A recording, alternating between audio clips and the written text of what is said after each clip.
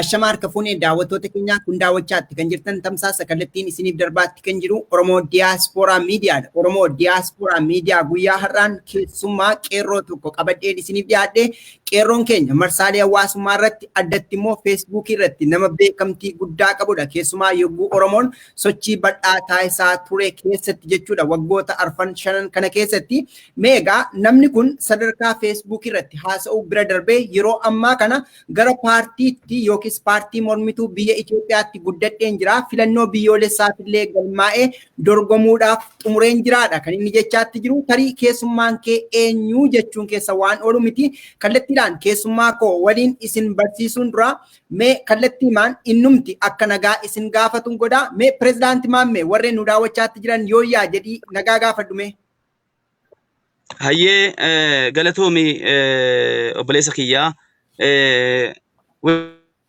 Welcome anaa dhufu baga nagaan dhuftanii ilmaan Oromoo, ilmaan Ayyaa, ilmaan Abbaa Gadaa kan dila duniyaatti argamtan ummata keessanuu yaa'u akkuma na beektanuu duraan pireezidaant Maammee qofa ture. Sana booda abbaa imaanaa Finfinnee ta'ee amma immoo hoogganaa paartii abbaa imaanaa pireezidaant Maammee obboleessa keessan dhufee jira. Ashamaa welcome anaa dhufuun isiniin jedha. Tole ayyeen daawwattoota keenyaa egaa warreen daawwachaatti jirtan tarii rakkoon teeknikaa nu mudachuu ni mala. Maammeen yookiis pireezidaanti Maammeen har'a handhuura Oromiyaa kan taate magaalaa Finfinnee keessaati kan inni kallattiidhaan toora ODM irratti galeetti jiru. Tarii rakkoon yoo mudate gamanumaan of koltii isin gaafanna. Garuu turtii keenya keessatti isinis bilbiltanii pireezidaanti Maammeedhaaf gaaffii dhiyeessuu dandeessu. Anis akka miidiyaa ODMitti gaaffilee murtaa'een qaba. Gaaffileen qabu tokko lamaan nan gaafadhaa isinis gaafachuu dandeessu. Lakkoofsi bilbilaa ittiin bilbiltanii gaaffii gaafachuu dandeessan isinan beeksisaa. Kunis +1 202 415 7560 dha.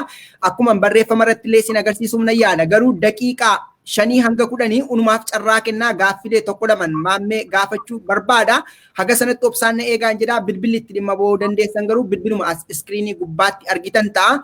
Pireezidaanti Maammee kallattiidhaan gaaffii tokkon siif qaba. Yeroo baay'ee namoonni kan si beekanii yogguutti ati marsaalee hawaasummaarraa dhimmoota garaagaraa irratti haasoftu.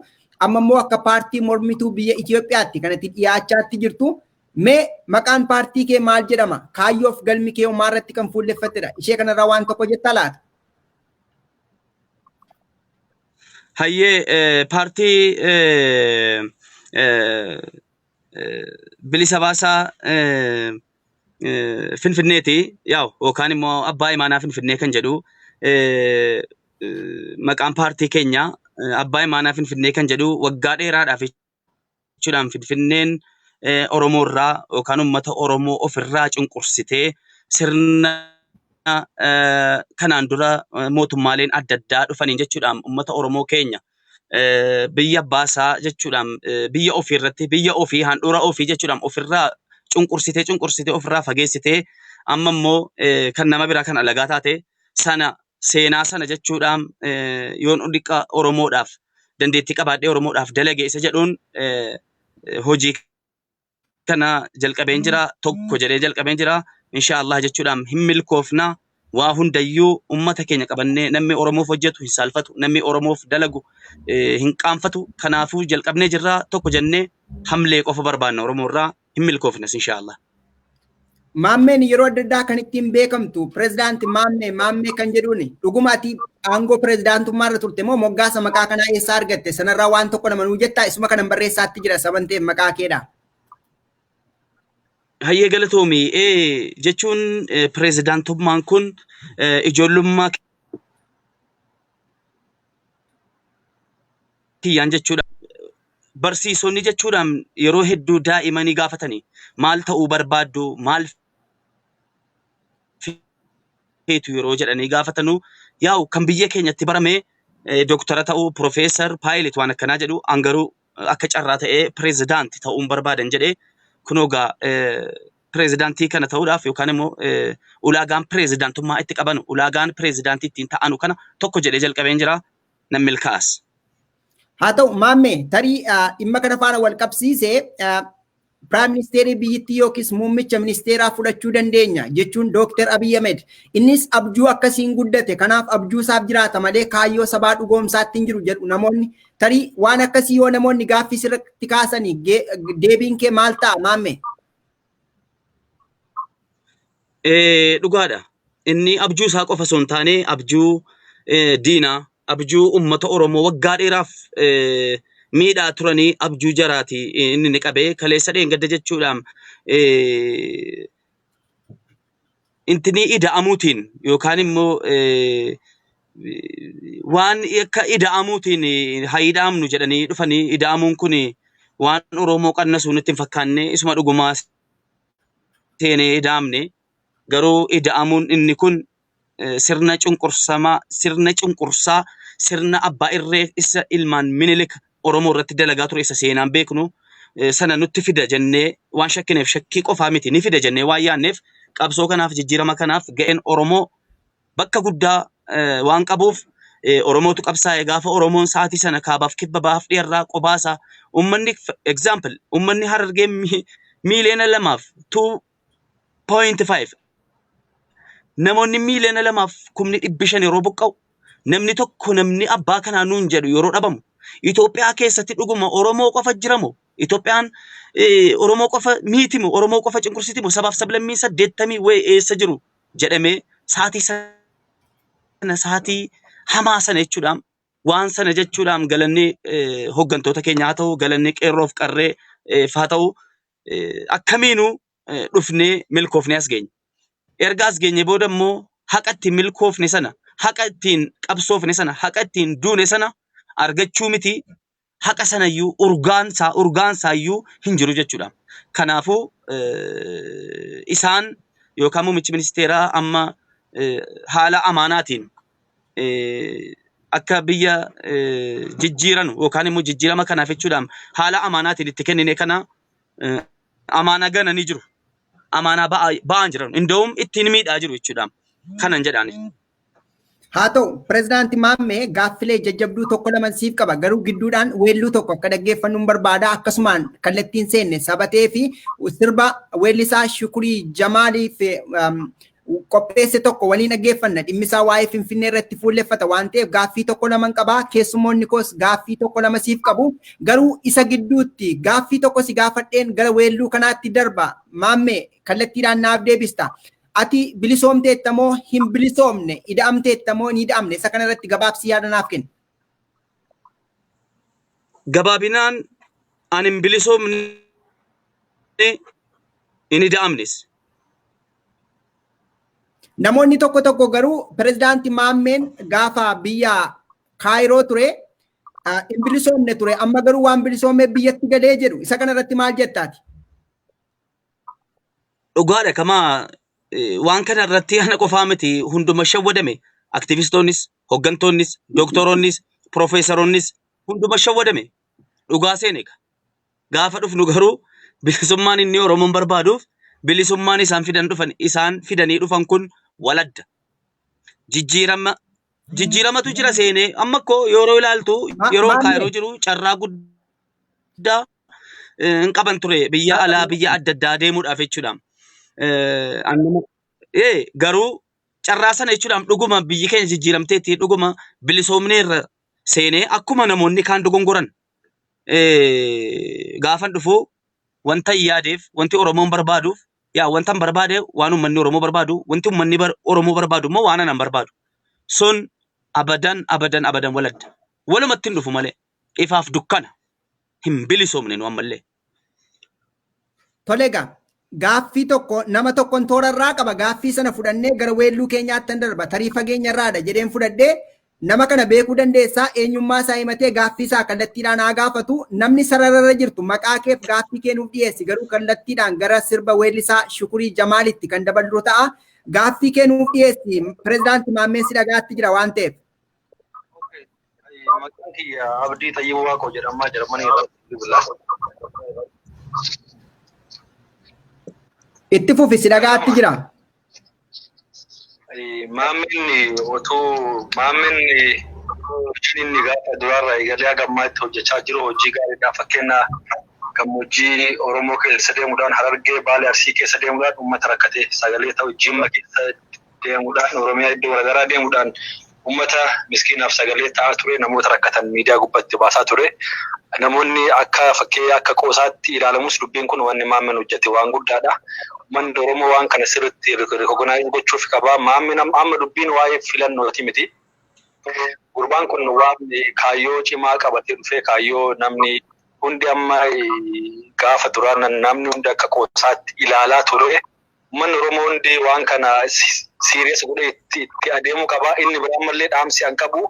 Warroonni fakkeenya nama namni kamuu baakgiraawundii namaa namni hunduu waan dabre qabsoo dabre keessatti abashoota haarsuufis ta'ee wantoota bu'uura taasaa keessatti biyyoo maammeen asiin dura sa'ee fuudhanii abashaa wajjin Oromoon itti duuluun wanta kun dhaabbachuu qaba. Gaaffiin ani maammeef qabuu fi gorsi ani maammeedhaaf qabu.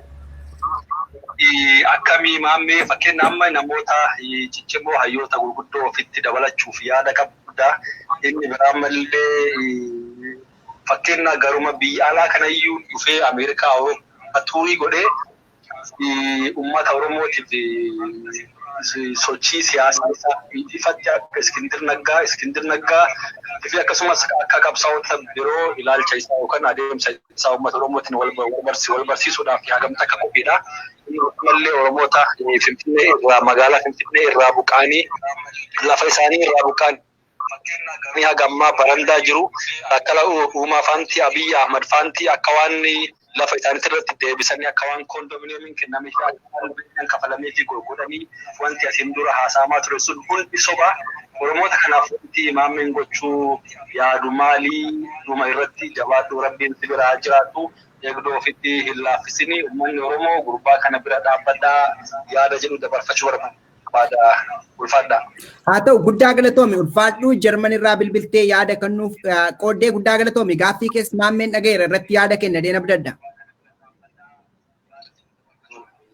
Ayyan daawwattoota keenyaa daawwachaatti kan jirtan tamsaasa kallattiin isiniif darbaatti kan jiru Oromoo Diyaaspooraa Miidiyaadha. Maarreen egaa namoonni garaagaraa bilbiluudhaan yaada keessan kennaatti jirtu anumtuu akka ODM'tti yookiis Oromoo Diyaaspooraa Miidiyaatti gaaffiin maammeedhaaf qabu hin raawwanne isa sanatti kallattiidhaan kan deemnu ta'a. Maammee gaaffii sana akkuma jirutti qabadhuuti yaadonni keessumaa namoota yookiis hayyoota ofitti dabaluuf ejjennoo natti qabdu maal fakkaata? Haaluma wal fakkaatuun immoo waa'ee paartii kee kana biyya bakkeetti deemtee of beeksisuu irratti tattaaffii ati gochaatti jirtu maal fakkaata? Gaaffii sadaffaan immoo keessumaa namoonni immoo kanneen akka qondaaltota warra PP waliin hariiroo uumte waan akka kondeemineemii kana kan jedhus hamatamtaa dhimma kanarratti maal jettaa fi hojii fakkeenyummaa ati gammoojjiiwwan Baalee akkasuma immoo Harargee keessa deemtee hojjettes baay'ee si galateeffate. Maamilli kuni mee isa sanatti deebina garuu weelluun jedhe kana xiqqoo ishee namoota haa dhaggeeffachiisnu isa booda walitti deebina. Maammee maal jetta? Tole. Ayya daawwattoota keenyaa sirba weellisaa Shukurii Jamaal waliin waa'ee abbaan lafa isaa dhabee kan jedhu xiqqoo ishee dhaggeeffannee walitti deebina. Isa booda immoo pirezidaanti Maammee waliin turtii taasisna. Turtiin keessan ODM waliin haa ta'u.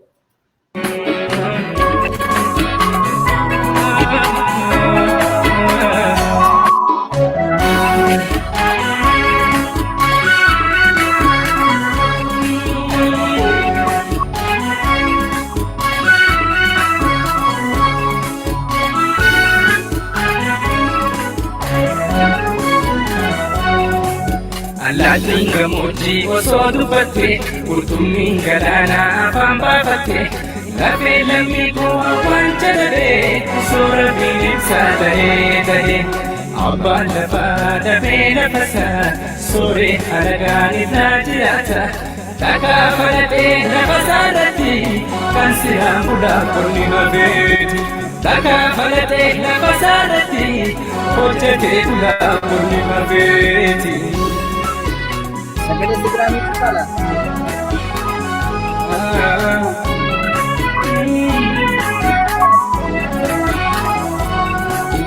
Kan durgootee boodaraan guutuu argaa hiyyoomee bahee kadhatu jiru dadhabe hanqatee jiraachuu maatii facaasee alatti baqachuu karaa nu beeyne akka yaada ta'u dhumee galansa dhabee waan nyaatu karaa nu beeyne akka yaada ta'u dhumee galansa dhabee waan nyaatu.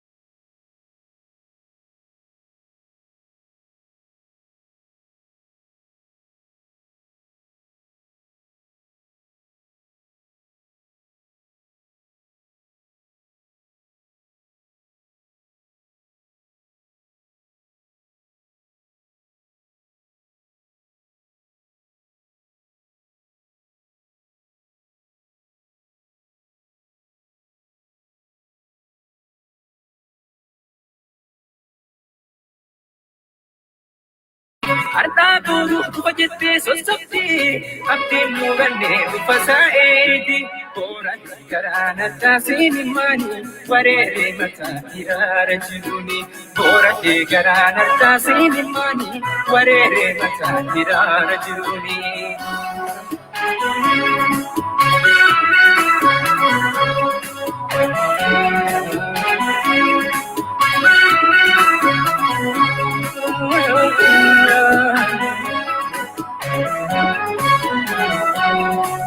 Allaattiin gammoojjii osoo dubbatte qurxummiin galaanaa afaan baafatte lafee lammii koo waan jedhabee soora bineelsaa bahee ta'e abbaan lafaa dhabee nafasaa sooree halagaan irraa jiraata dhagaa balatee nafasaa irratti kan silaan bulaa kunni hafeeti dhagaa balatee nafasaa irratti hojjetee bulaa kunni hafeeti.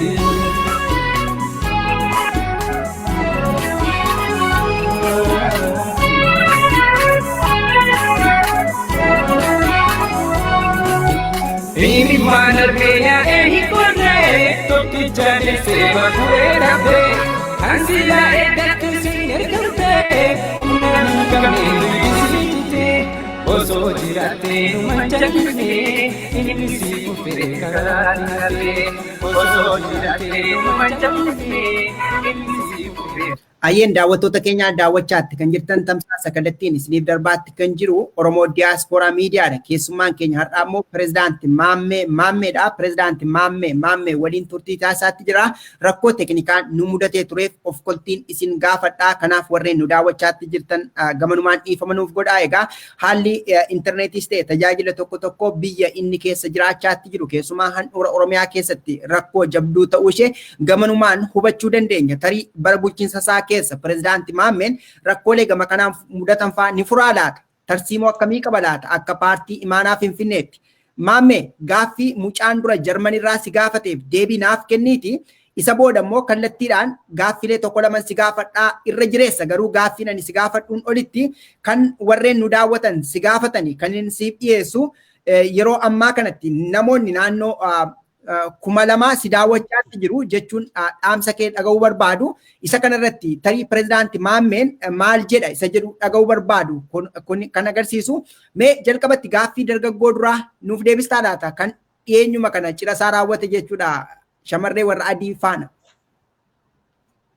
Okay, galatoomii obboleessa kiyya sagaleen kun dhaga'ama miti? Eeyyeen hin dhaga'ama Maammee. Hin dhaga'ama itti fufi Maammee. Hello Maammee. Hello. Maammee.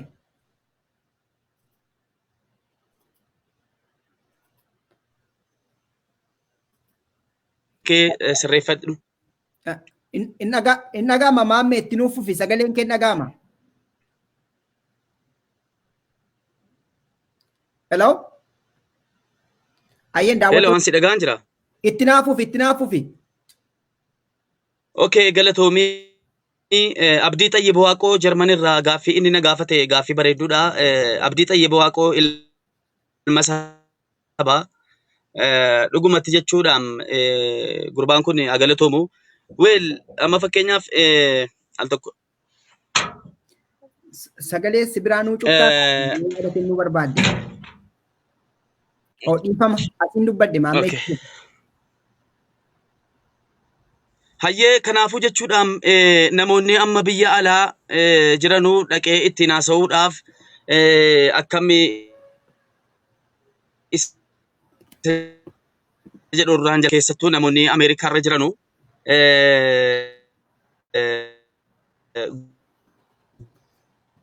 gosa ofiirraa hojii jaraa hordofu malee dhimma Oromummaan jara bira hin jiru. Gana socho'ee amma nama sochii qabu, nama mul'ata qabu tokko xiqqoo sii socho'a. Sochii isaa sana ilaaltee sochii isaa sana irratti deeggartaan. Amma fakkeenyaaf masaanuun koo Baalaadaraa jedhee namichichi dhufe sana yeroo dhufu waa inni barbaadu sochii isaa irratti deeggaraniini karaa jarri barbaadan itti geeffatanii itti fayyadamaa jiru jechuudha. President Mammeno takkaa jechuudhaan ergan gaafa qabsoo kana jalqabe yookaan immoo biyyatti anis akka nama tokkotti dalaga koo dalagee hojii koo hojjetadhee alhamdulillah Oromoon waan inni barbaadu argateera taanaan weel anis gara dhimma dhuunfaa kootti gara bultii koo jaarradhee hojii dhuunfaa kootti hojjechuu nan fedha akka nama tokkotti.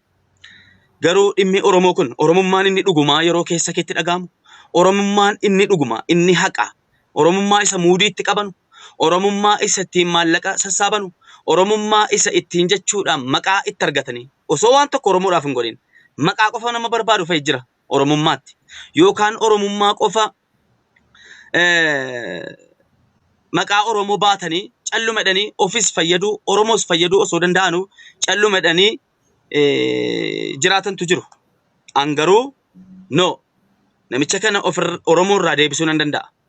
Yoo waa biraa hojjechuullee dadhabe yoo waa biraa gochuullee dadhabe kana nan godha jedheen itti galee alhamdulillah milkaa'ee dhufe as ga'e. Dubbachuun anaaf qaanyiidha. Maaliifi silaa waan kanaan dubbachuun isinirraa Hello, narraa hin eegamu ture. Namoonni gaaffii garaagaraa si gaafachuutti jiran danuudha waan ta'eedhaaf waan gaafatamte gabaabinumaan nuuf deebisi. Mee maamila tokkotu sarararra jira tarii yaada kee gabaabsii nuuf dhiyeessi jechuu barbaadeen namoota hedduutu bilbilaatti jira. Hin xumurre. Qoy na eegagaa nama kana yaada isaa fudhanna qabxii qaqqabachaa ma deemi ati. Hello? Okay. Sagalee keessan ol kaastanii nu dubbattu laata? Pirezidaanti Maammeen sarararra jira isin dhagaatti jira eessaa bilbiltanii eenyu haa jennu gaaffiin keessanoo maali? Ani Kuwait nageeso jedhama Kuwaitirraa bilbilaara yaada Maammeen jedhu kana baay'ee armaan durallee waan kana socho'u nutti hin fakkaanne amma waan baay'ee irra jira haala hundaanuu si waliin jirra waan rakkattu hundaa si maddii jirra wanni ati hojjetaattu kuni waan baay'eedhaan nu hagatti tana geettee hagatti tana nu jajjabeessita jennee hiyyaanne waan si eenne oli bikka si eenne olitti nu hojjattee baay'ee gaarii irra jirtaa si wajjin jirra baay'ee gammachuu nutti hortee abdii guddaa nu kennitee taasi wajjin jinna waan rakkatte hundaayyuu feesbuukii kan keetiin isin jedhee wanta rakkatte hundaa akka gaariitti jirta waan si eenne olitti rabbi si haa gargaaru rabbi si wajjin haa ta'u waan si gargaaru hundaanuu si wajjin jirra jechuun ni barbaada. Ulfaadhaa galatoomaa yaada keessaniif. Ayyee. Ayyeen daawwattoota keenya daawwachaatti kan jirtan tamsaasa kallattiin isiniif darbaatti kan jiru miidiyaa diyaasporaa Oromoodha. Keessummaan keenya immoo qeerroo dhimma imaanaa Finfinnee jechuudhaan magaalaa Finfinnee keessatti sochii eegale pirezidaanti Maammee waliin kan turtii taasisaatti jirru. Pirezidaanti Maammee gaaffilee hedduutu siif dhiyaachaa jira. Yaadonni galtee ta'anis yaadni baay'ee konistiraaktiif ta'e ijaarsa ta'es dhiyaachaatti jira. Imaanaa kana hunda baachuu ni dandeessaa garuu sittiin cimatu dhimmi Finfinnee gaaffii guddaadha. Tarii gidduutti ammas bilbila qabna na of kolchi gaaffii koo garuu naa qabadhu. Hello? Hello? namoota lama amma sararra kan jirtani waan ta'eedhaaf tarii wal duraa duubaan gaaffii keessan gaafadhaa eessaa akka bilbiltan illee nuuf himaa nama lama Keeniyaa fi Niizerlaandi kan jedhuun argaatti jira. Mee eenyu jedhamta kan Keeniyaa sirraa eegalu maqaan kee eenyu mee? Okey, biyya amma tigeette kanarraan bilbila pirezidaanti Maammee keessan wal quba qabnaa keessan nan dubbisaa yeroo hedduu waliin dubbannaa amma dhiyoo kana xiqqoo inni dhimma hojii isaatiin biizii waan ta'aniif pirezidaantiin abbaa imaanaa Finfinneedha. Xiqqoo addaan fagaannee jirra. Haa ta'uti garuu hojii isaanii hedduu hordofnaa pirezidaanti Maammee akkuma mucaa nama na dura yaada kennate namni kun namni bakka hin eenyetti argame jechaadha. Namni kaayyoo qabu hedduu waliin dubbannaa amma dhiyoo. Hello? Itti nuufufi. Hawwii qabu galma qabu sanii yoo itti yaade yoo tarkaanfata iddoo ni ga'a jechaadha. Wanti guddaan keessoo fi amansiisudha. Asirraa maalinni Oromoon nama ofii jabeessuun dirqama. Cinaa dhaabbachuun dirqama. Pirezidaanti Maammee kaleessa maal ture? Har'a maal ture? Fuuldura hawwiin isaa maali ka jedhu irra argaa jirra jechaadha. Oromoon maal jedha? Jibicha korma ta'u haada irratti beekanii jedha. Galma isaatti ilaalamuu qaba. Hawwii isaatti ilaalamuu qaba. Kanaaf afaan qofaan pirezidaanti Maammee jennee koomentii kennuu qofa osoo hin taane waan dandeenyu cinaa dhaabbachuudha. Leencalloodhaan cinaa dhaabbachuu, beekumsaan cinaa dhaabbachuu, akkasumas immoo waan danda'amu hundi keenya humna qabnuun cinaa dhaabbachuun barbaachisaadha. Ammallee ani akka itichaa dinqisiifannoo siif qabu. Asumaan si ibsu barbaada nama gandummaa hin qabne nama yeroo OMN keessa jirullee hojii gaarii uummata kanaaf hojjetaa turedha. Baay'ee si dinqisiifadha. Baay'ee tokko namatti dinqisiifatu.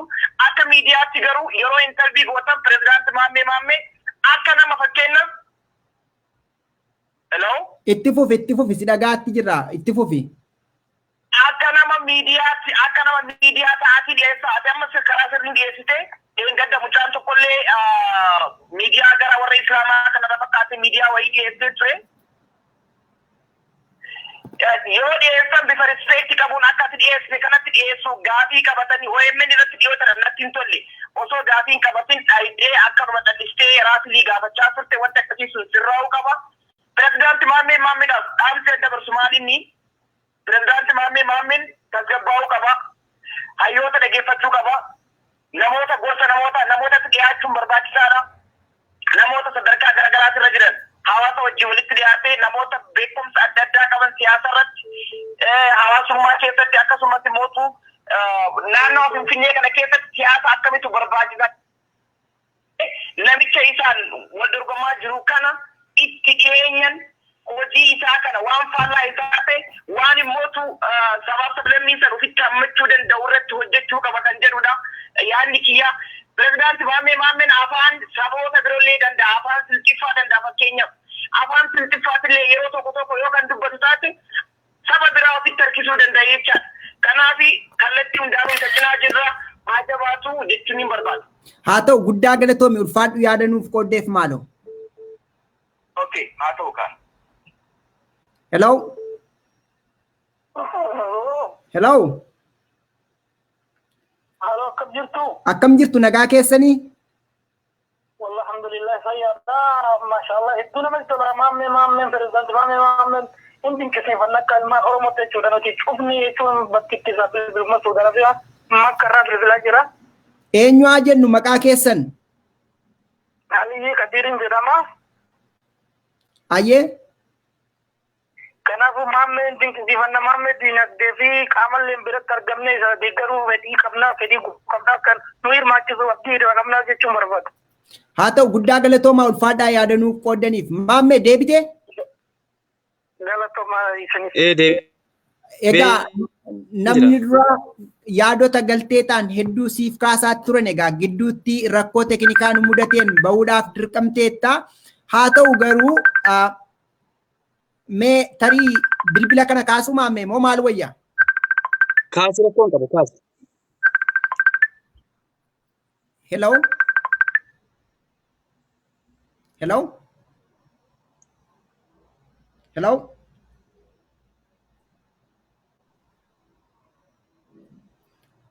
Hello? Hello?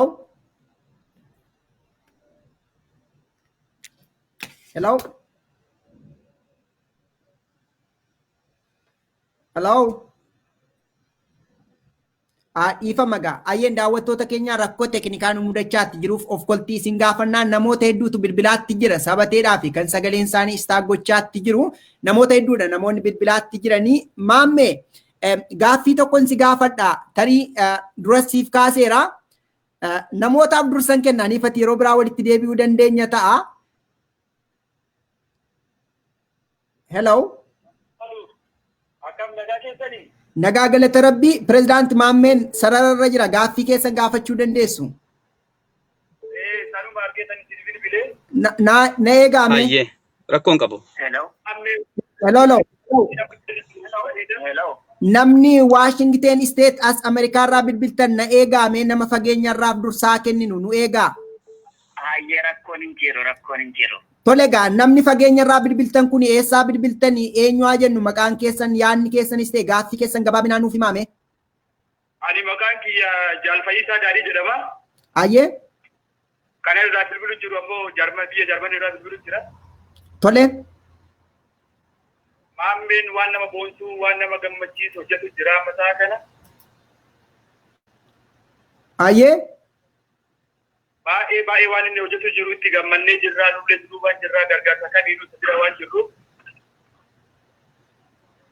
Tole. Hojii amma inni jiru kana jabaatee akka itti fufuu barbaanna. Tole. Kanaafuu dhaamsi qabu kanumaa nu haa jabaatu nu ammoo wanta qabu wanta dandeessu isa gargaaruudhaaf maddii jira. Haa ta'u guddaa galatoomaa namni Washington State irraa bilbiltanii eenyu haa jennu gaaffiin keessanis ta'e yaadni keessan pirezidaanti Maammeedhaaf maal kan jedhu ture? Maqaan kiyya Abdulhafiz Omar jedhama kan bilbilu as Washington irraa bilbilu jira. Dura dursee Maammee hedduu galatoomfachuun barbaada. Hojiin inni qoosaadhaan itti seenee hojii akkanatti bareedduu wayii dalagutti jira. Dhaabota Oromoo gurguddaa caalaa waan ajaa'ibaa hojjetaa jira. Warra Habashaa kana sirriitti chaalenjii godhaa jira. Nama sirriitti chaalenjii godhaa jiru wanti kun immoo bifa gargaaramaan bifa yaada kennuudhaan yeroo garii yeroo intarvii godhu inni kennu maal akka ta'uu qabu. Dhiifama naa qabdu laata naa qabaa. Hello.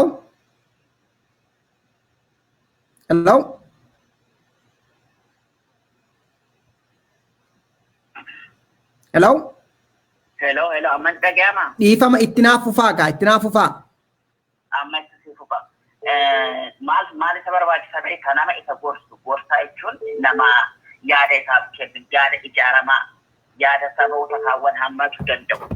Inni afaan sadi beekaa.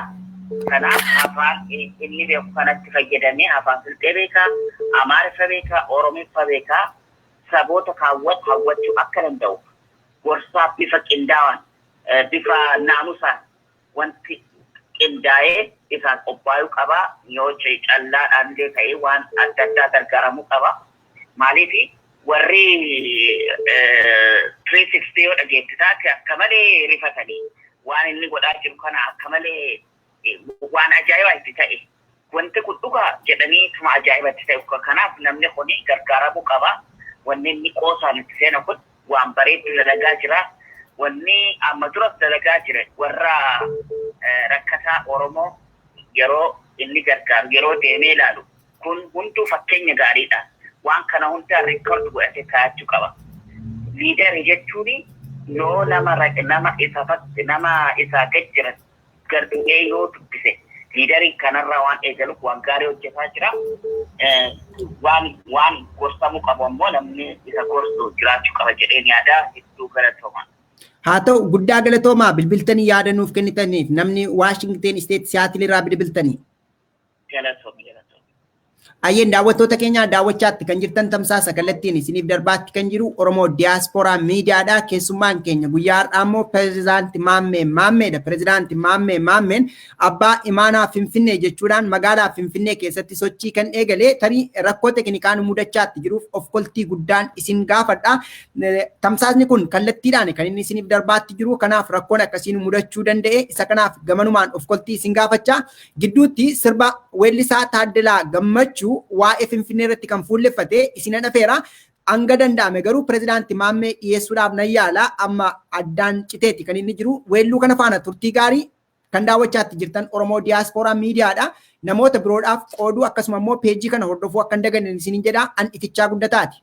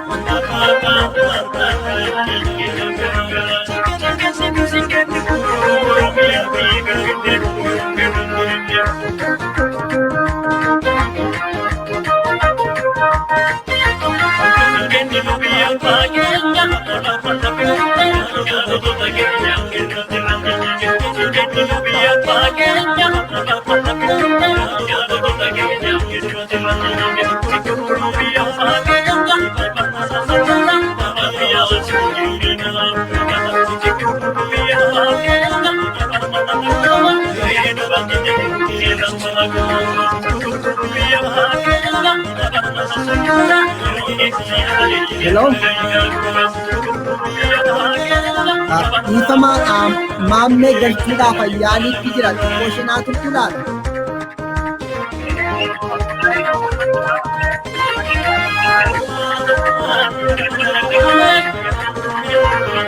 Haa ta'uudha isumaafuu bilbiluu yaadeen ture. Mee dhaamsa keessan dabarfadhaa egaa maaliif isaaf illee bilbiluun irra jiraata sabateedhaaf? Dhaamsi ani Jaal Mahammad Sani Zubair Farmasiitti Mahammad Sani Zubair jedhama. Dubaay irraan bilbiluu jira qabsaa uummata Oromooti. Online irrallee uummanni na beeka. Immoo wanta asirratti ibsuu fedhe ni dhaga'ama. Inni dhaga'ama itti fufaa yaada keessan gabaabinaan nuuf himaa. Wanta asirratti ibsuu fedhe uummanni Oromoo siyaasa Itoophiyaa san keessatti hangam akka influential ta'ee fi inquan TCT qabsoo haadawaa kallattiidhaan godhee TCT siyaasa Oromoo siyaasa Itoophiyaa san keessatti qoosee illee mo'achuu akka inni danda'u agarsiisaa jira. Qoosee dhiyeessanii siyaasatti deemaa osoo hin ta'in fakkeenyaaf akka KFO TCT bilchiginnaa kana harka caalaa pireezidaantii Maammeen illee Finfinnee irratti sagalee caalmaadhaan gata jechuudha. Kana ammas bilchiginnaan itti jiru kanatti uummanni Oromoo eenyu akka ta'e barsiisuu jira. Kana jennaan uummanni Oromoo akka Finfinnee keessatti warra bilchiginnaa kana sirriitti qoca'uudhaaf eenyummaa isaa itti agarsiisuudhaaf jecha inquan morkatee miti uummanni Oromoo itti qoosee uumata jechuudha. Itti qoosee bilchiginnaa kanatti itti qoosee uumata. waan ta'eef erga jijjiirama jedhanii simaa jirri humna jijjiiramaa kana qeerroo kana qabsaa'ota keenya kana ofitti qabanii jijjiirama dhugaa lafa kaa'uu dhiisanii ittiin nu gowwoomsanii jara biyyatti galchanii qolaasanii fi sirna naftanyaas nutti deebisuudhaaf yaadan. Sinaa darbetti qoosuuf ture. Kanaa jennaan pireezidaantii Maammeen akkamitti qoosaatti eegale kun sirriitti kallattiidhaan qoosnee mo'achuu akka jara dandeenyu agarsiisaa jira waan ta'eef kun waan hamlee hedduu namatti horudha.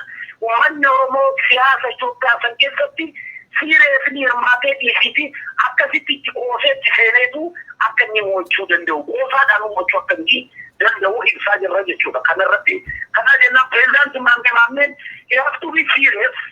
Baay'ee bilchaginaa keessi morkattu warra kaafa'oo warra gurguddoota kennaa osoo hin ta'in pireezidaantii Maammeen illee bilchaginaa kana hunduudhaan lafa kaa'uu danda'a jechuudha. Ofiyyoo durii dullatti adeemsa durii sana adeemsa du'aa dadhabaa biyya kaleessatti nu gorraa finaala gorraa waan dhuftee waan akka of keessaa jijjiiraman qabu. Tole ulfaadhaa galatoomaa. Pireezidaantii Maammeen jabaatu si cinaa jirra si waliin jirra wal quunnamtiis ni qabna duruma eegalee viivaa pireezidaantii Maammeen jira uummanni Oromoo si cinaa jira itti qoosnee mo'anna bilchaginaa kana jabaatu jechuutiin ta'e. Maammee amma deebiteetta jedhee yaada na dhagaa jirtaa? Si dhagaan jira. Maaloo yoo akka carraa si mudate mudannoon akkasii na of kolchii laayinii dura jiran hunduma isaayyuu cufteetoo seenuu qabda. Aappiin kun xiqqoo ishee namoota hedduuf haaraadha sabateedhaa fi kan duraa guutummaatti naa cufiitii haaraa liinkiin siif erguun naaf seenta. Namoonni bilbilanii yaadota garaagaraa siif kennaatti turanii kan egaa boodallee piriiviyuu gochuu dandeessa ta'a. Warreen nu daawwachaatti jirtan kan daawwachaa jirtanii Oromoo Diyaaspooraa Miidiyaadha. Keessummaan keenya immoo dargaggeessa yookiis qeerroo pireezidaantii Maammeedha. Tarii pireezidaantii Maammee gaaffiin namoota irraa siif dhiyaatan danuun jiraachuu baatanis jabaadhuu si waliin jirra kan jedhudha kan isaan dhaamsa isaanii dabarsaa turanii. Tarii ulfaadhaa galatoomaa isin yaada keessan kennitaniittu miti? Ulfaadhaa Maammeen isin dhagayeera nama biraa haa galchu. Hello? Pireezidaantii Maammeen amma sarararra jira waan ta'eef gaaffii keessan gaafachuutii dandeessu garuu daqiiqaa tokko kan caalle yaadas ta'e gaaffii. Anillee asuma Denver Colorado biyya jedhamu bilbilaa jira. Pireezidaantii Maammeen baay'ee nu gammachiise galata guddaa qaba. Kophaa isaa taaree bakka kana ga'uuf galata guddaa ilmaan Oromoo biraa fi ilmaan sabaaf sablammoota Itoophiyaa irraa galata guddaa qabaa jedha. Akkasuma wannaan jechuu barbaadu yaada kiyyaa pireezidaant Maammeen World Tour yookaan ammoo agartee ilaalcha isaa kana agartee odoo gara addunyaatti gabba'ee haga agartee uummata gabba'ee eleeshinaaf fiigutti odoo World Tour godhee baay'ee isallee qarqaaraa uummata Oromollee qarqaaraa waan jedhu qaba. Kanaaf gara Ameerikaa kaabaa yookaan Yurooppii kana carraa argatee kan dhufuu argamu ta'e odoo dhufee World Tour godhee deebi'ee sun baay'ee siyaasa isaa keessatti baay'ee qarqaaraa uummanni illee ilaalcha isaa kana agartee odoo waan gara addunyaatti barbaade. Haa ta'u guddaa galatoomaa ulfaadhaa namni Denver Colorado asuma Ameerikaarraa nuuf bilbiltan yaada keessanii guddaa galatoomaa. Isinis galatoomaa. Ayyeen daawwattoota keenyaa daawwachaatti kan jirtan egaa turtii pireezidaantii Maammee waliin taasisaatti jirudha. Bilbilatu maayyate Maammee gaaffiin si gaafachuu barbaade si gaafachuu hin dandeenye garuu gaaffii tokko siif kaaseen ture akkati bilcheessitee dubbattu kan hin barbaadu. Seenaa biyya Itoophiyaa keessatti yeroo adda addaa filannoo gaggeeffame yoo fudhanne namoonni tokko sagalee filannoo isaaniif kenname sagalee isaanii dhuma faarratti yogguu gurguratan argina. Ani immoo ogummaa gaazexeessummaa irra jira sabanteedhaa fi yeroo adda addaa namoota waliin Oromiyaa xiqqoo Minneapolis kanatti kallattiidhaanis ta'e kallattiidhaan waa'een kee kun hin ka'a. Jalqaba akkuma kaasteyyuu ati bifa qoosaadhaan achi as dhufte waanuma akka diraamaa fakkaatu wayitiin nama sana fuuldura dhaabbattee atillee afaanuma keen dubbatteetta.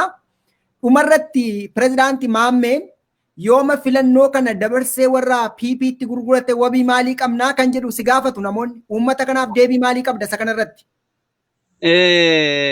أولا كوندومينيمي ويكنمي فو مال جدي انتنان أبدي طيب واقو وانا كنا جرا مال جدي ترمتي Eeyyee. أما جرينيا كو أما ساعتي كنا منكو كيسن جرا إيجا يرودنو وانتنو فيجدو وان أورومو كانيسو فكينياف مكانكو مكا أوروموتي sochiinko sochii maqaa Oromootiin socho'a yoon qobaa koo ta'es namoonni samma fakkeenyaaf hadhaa ganaa ganaa sagalee kana PP'dhaaf gurguruu danda'a intinaadhaaf gurguruu danda'a ilaaliga sodaa miti namoonni hundinuu yaada jarri kennaa jiran nurraa waan tokko hubachuu dandeessa tokkoffaa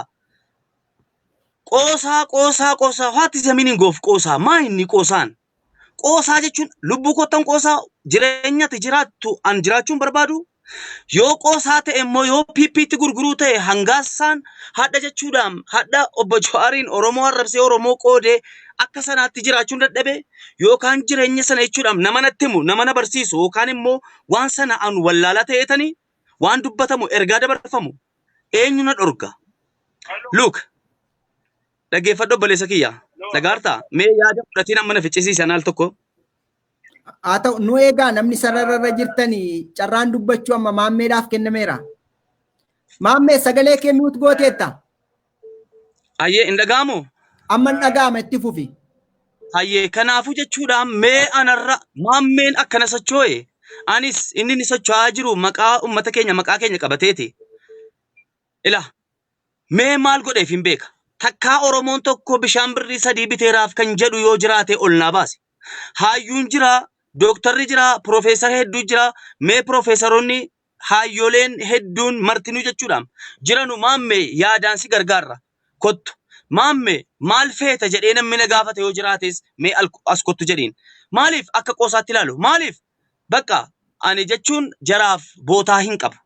Maaliif maammeen nama bakka nama qoosaa qoosuu yookaan duriyyeedha jara biratti madaalliin kaasu. Ilaalchuma habashaan anaaf qabdu kana Oromoonis naa kennaa jiram.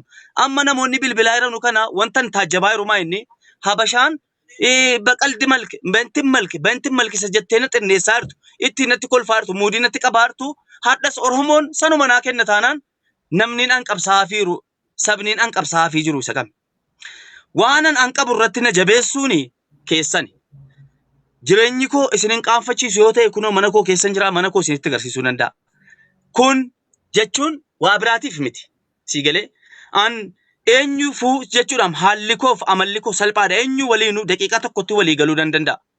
Hayyooleen inni jedhamu dooktaraati jettu maalaati jettu dhaaba hogganaati jettu maalaati jettu hundinuu qubnagaraan siirees waan ta'een kitaaba barreesseen ergaa jajjabduu ummataaf dabarsaa jiruun mee maal godhe? Eessa jira? Qoosaadhuma maammeedhuma siidhuma qoosti jedhan kanatiyyi I am sure wanti guddaan wantan amaanaa siniin jedhu Oromoon an jiraachuu yookaan du'uu nan danda'a. Qabsoon an qabee jiru kun qabsoo qallaalee miti. Qabsoo ija salphaadhaan ilaaltanu miti. Isa dhugumaan isiniin jedha. Yoon illee an itti du'e isinii galee waan kun itti fufuu qaba. Furtuun Finfinnee dhimmi Finfinnee gaaffiin uummata Finfinnee kan deebi'uu danda'u karaadhaan deemaa jiru kanaani. Kun immoo maaliif? Sochiin kan koo maallaqa kaabinees kaadirees mootummaas kan abbaa qabeenyaas kan dhaabaas tokko keessan jiru. Kam dhaabni koo kun hangan dhufee hangan as ga'utti. Maallaqan ani YouTube channel irraa argadhuun socho'ee sochii koo qofaaf du'aayii uummata Oromoo naaf godhuuf dhufee as ga'eera. Dhaabni kun dhaaba koo miti, dhaaba Oromooti. Sochiin koo kun sochii kan koo miti, sochii Oromooti. Jabeeffachuu, ceesisuu, maal gochuu kan danda'u eenyunni jarruma. Kan jarri barbaadanuuf kan an barbaadu waladda. Ani tokkoffaa jaraan qarfamee dhufee as hin geenye tokko jedhe. Lammaffaa kan jarri harka keessa hin galfanneef. Lammaffaa raarri dhaaba jaraa keessa hin jiruun ture duraan. Dhaaba jaraa keessa hin jiruun ture an duraan. Dhiifa maal tokko?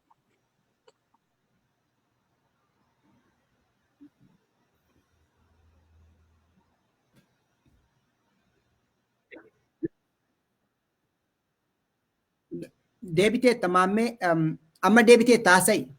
Ayyee. Tokkoffaa waan amma Oromoon diyaaspooraan keessattuu waan jarri na gargaaruu hin barbaanneef Nacina jarri hayyuu jedhamanus jarri hayyoolee jarri maal abbaan qabeenyas maalis jedhamanu kan jarri nacina dhaabbachuu didaniif waan tokkitteedha. Qoosaan amma gara qubna gariitti geeddarameera baranii jiru. Durumaa kan qoosaa jiru jara malee anaa miti. An dhugumattan hojjetaa jira haqaan. Haqaanan hojjetaa jira. Haqni koo kun immoo kan eenyuyyuu keessa hin galle. Kanaafuu amma jarri maayiniif kaayyoon jira. Mucaan kun ikkoo nu jalan turre. Mucaan kun ikkoo dhaaba keenya deeggaraan turre. Mucaan kun nuuni noofamne. Mucaan kun ikkoo nuuni karaa nuti barbaannu deemi jennuun akkas godhi jennuun hin deemne. Kanaafuu akkamii jedhee tenshina ta'ee jira uummanni. Uummanni eenyu uummanni koo? Uummanni koo inni kam uummanni koo inni nan qabsaa'u. Hojiin kan koo maroon inni baddaa jiru ni jaallata. Kaafaa'oon ni jaallata. Abaa'oon ni jaallata. Hojii koo kana kan jibbuu danda'u PP yookaan biltsiginnaa qofa. Maaliif? Indoom shakkii tokko hin qabaan. Iskindir Naggaa I am sure yoon qabatamaan kana jechuu dadhabillee kan isa deeggaraa jiru dudubba isaa kan jiru mootummaadha jedhee yaada. I am mamme. An jechuudhaan sagalee koo mootummaadha dhagee gurgurumo. Sagalee koo oh my god. Dhaggeeffadhu yaa Oromoo. Abshaala ta'i. Walin tuffatin. Walitti hin qeessin. Maqaa doktorummaa baateef, maqaa paayiletummaa baateef maal isa egeree isaati rabbitu godhee alhamdulillah. Yaa Oromoo gowwaa keessa jabeeffadhu. Yaa Oromoo doktara keessa jabeeffadhu. Yaa Oromoo karaa hundaanuu wal cina dhaabbadhu. Haqaan nama ganda kootiiti, nama dhaaba koo keessa hin jirre waan akkanaatu nu miidhaa jira. Waan akkanaatu hamlee nama cabsaa jira. Waan akkanaatiyyee akkati Oromoodhaaf sochii guddaa hin goone dudubbatti nama deebisaa jira. Please hamlee waliin cabsinaa. Keessattuu hamlee waliin cabsinaa. Hamlee waliif hataanu. Mee eenyu maamme sin gargaara jennaan eenyu nan didan. Haadha jechuudhaan osoo maammeen Ameerikaa dhufuu danda'e jedha. Osoo akkas dhufuu danda'e. Kwaay. Namni digdamni tokko dhaqee addaaraasha kireeffatee waraqaa sana naa erginaan koo daqiiqaa 5 itti dhaqeen fixadhaaman an nama laayisensii qabu. Ituu ulaagaa Oromummaa guuttatanii hin beekanu. Kanaafanii himsii galee Oromoon amma maamme dubbii kee dammaan qabee waan tokko garuu ayyan daawwattoota keenya rakkoo teknikaa nu mudachaatti jiruuf of koltiin isin gaafadha. Hello maamme. Si dhagaan jira. Tole addaan citee ture kanaafi ela maamme akkasii namoonni akkasitti maaf fudhatan jechuu osoo hin taane namoonni akkaataan taanetti hubachuu danda'u qabu. Ati garuu kaayyoo keef ergama kee mul'ina qabdu yoo namaaf ibsitedha kanatti namaaf kiliin Kaayyoo dhaggeeffadhu kaayyoon kan koo mul'anni kan koo hangan duutee gaartii yaahi. Maaliif beektaa hangan gaafa dhaamutti. Sana booda piroofaayila reenfa koo hidhachuuf kanaa achi eenyu dhufee kaayyoo koo na gaafate. Eenyu dhufee mul'ata koo immoo ilaalaa jirtu. Mul'anni koo mul'ata kana caalu maalan sii ta'a yaa Oromoo. Maal sii gochuu barbaadda kana caala. Haga koo Iskindir socho'aara. Haga koo Iskindir Oromoo teeshina godheera. Haga koo Oromoo sodaachiseera namichichi. Hagan anjara miidhu Iskindir nu miidheera. Look. Ilaalcha kanaan yoo yaaddee dhuguma sammuun kee sirriitti hojjeta yaaddeetta jennee yaanna. Mul'ata isa eenyu waliin eenyu namni suufa uffadhu maamme akkas godhi maamme ayyaa suufaa. Suufa uffachuun narraa bareedu dhiiseeti an suufa qabaadheeti. Rakkina keessi hin baru siin hubatu waan rakkina ati qabdu immoo gabbaatee dubbachuun big shame kun qaanyeedha. Anaaf miti Oromoof sii galee. An ofiif jechuudhaan waa gabba'ee gaafachuutti duuna wayi. Yoo nama rakkateef nama dhukkubfateef yoon gaafadhe naa bareedaan namaaf yoon gaafadhe ofiif garuu abaddaan. Maaliif maqaan Oromoo baadheera? Maaliif boorechuudhaan akka Oromootti kolfamu waan an beekuuf kana hin godhu. Namni garuu akkana sii baree waaw mucaa kana cina maanan dhaabbadha.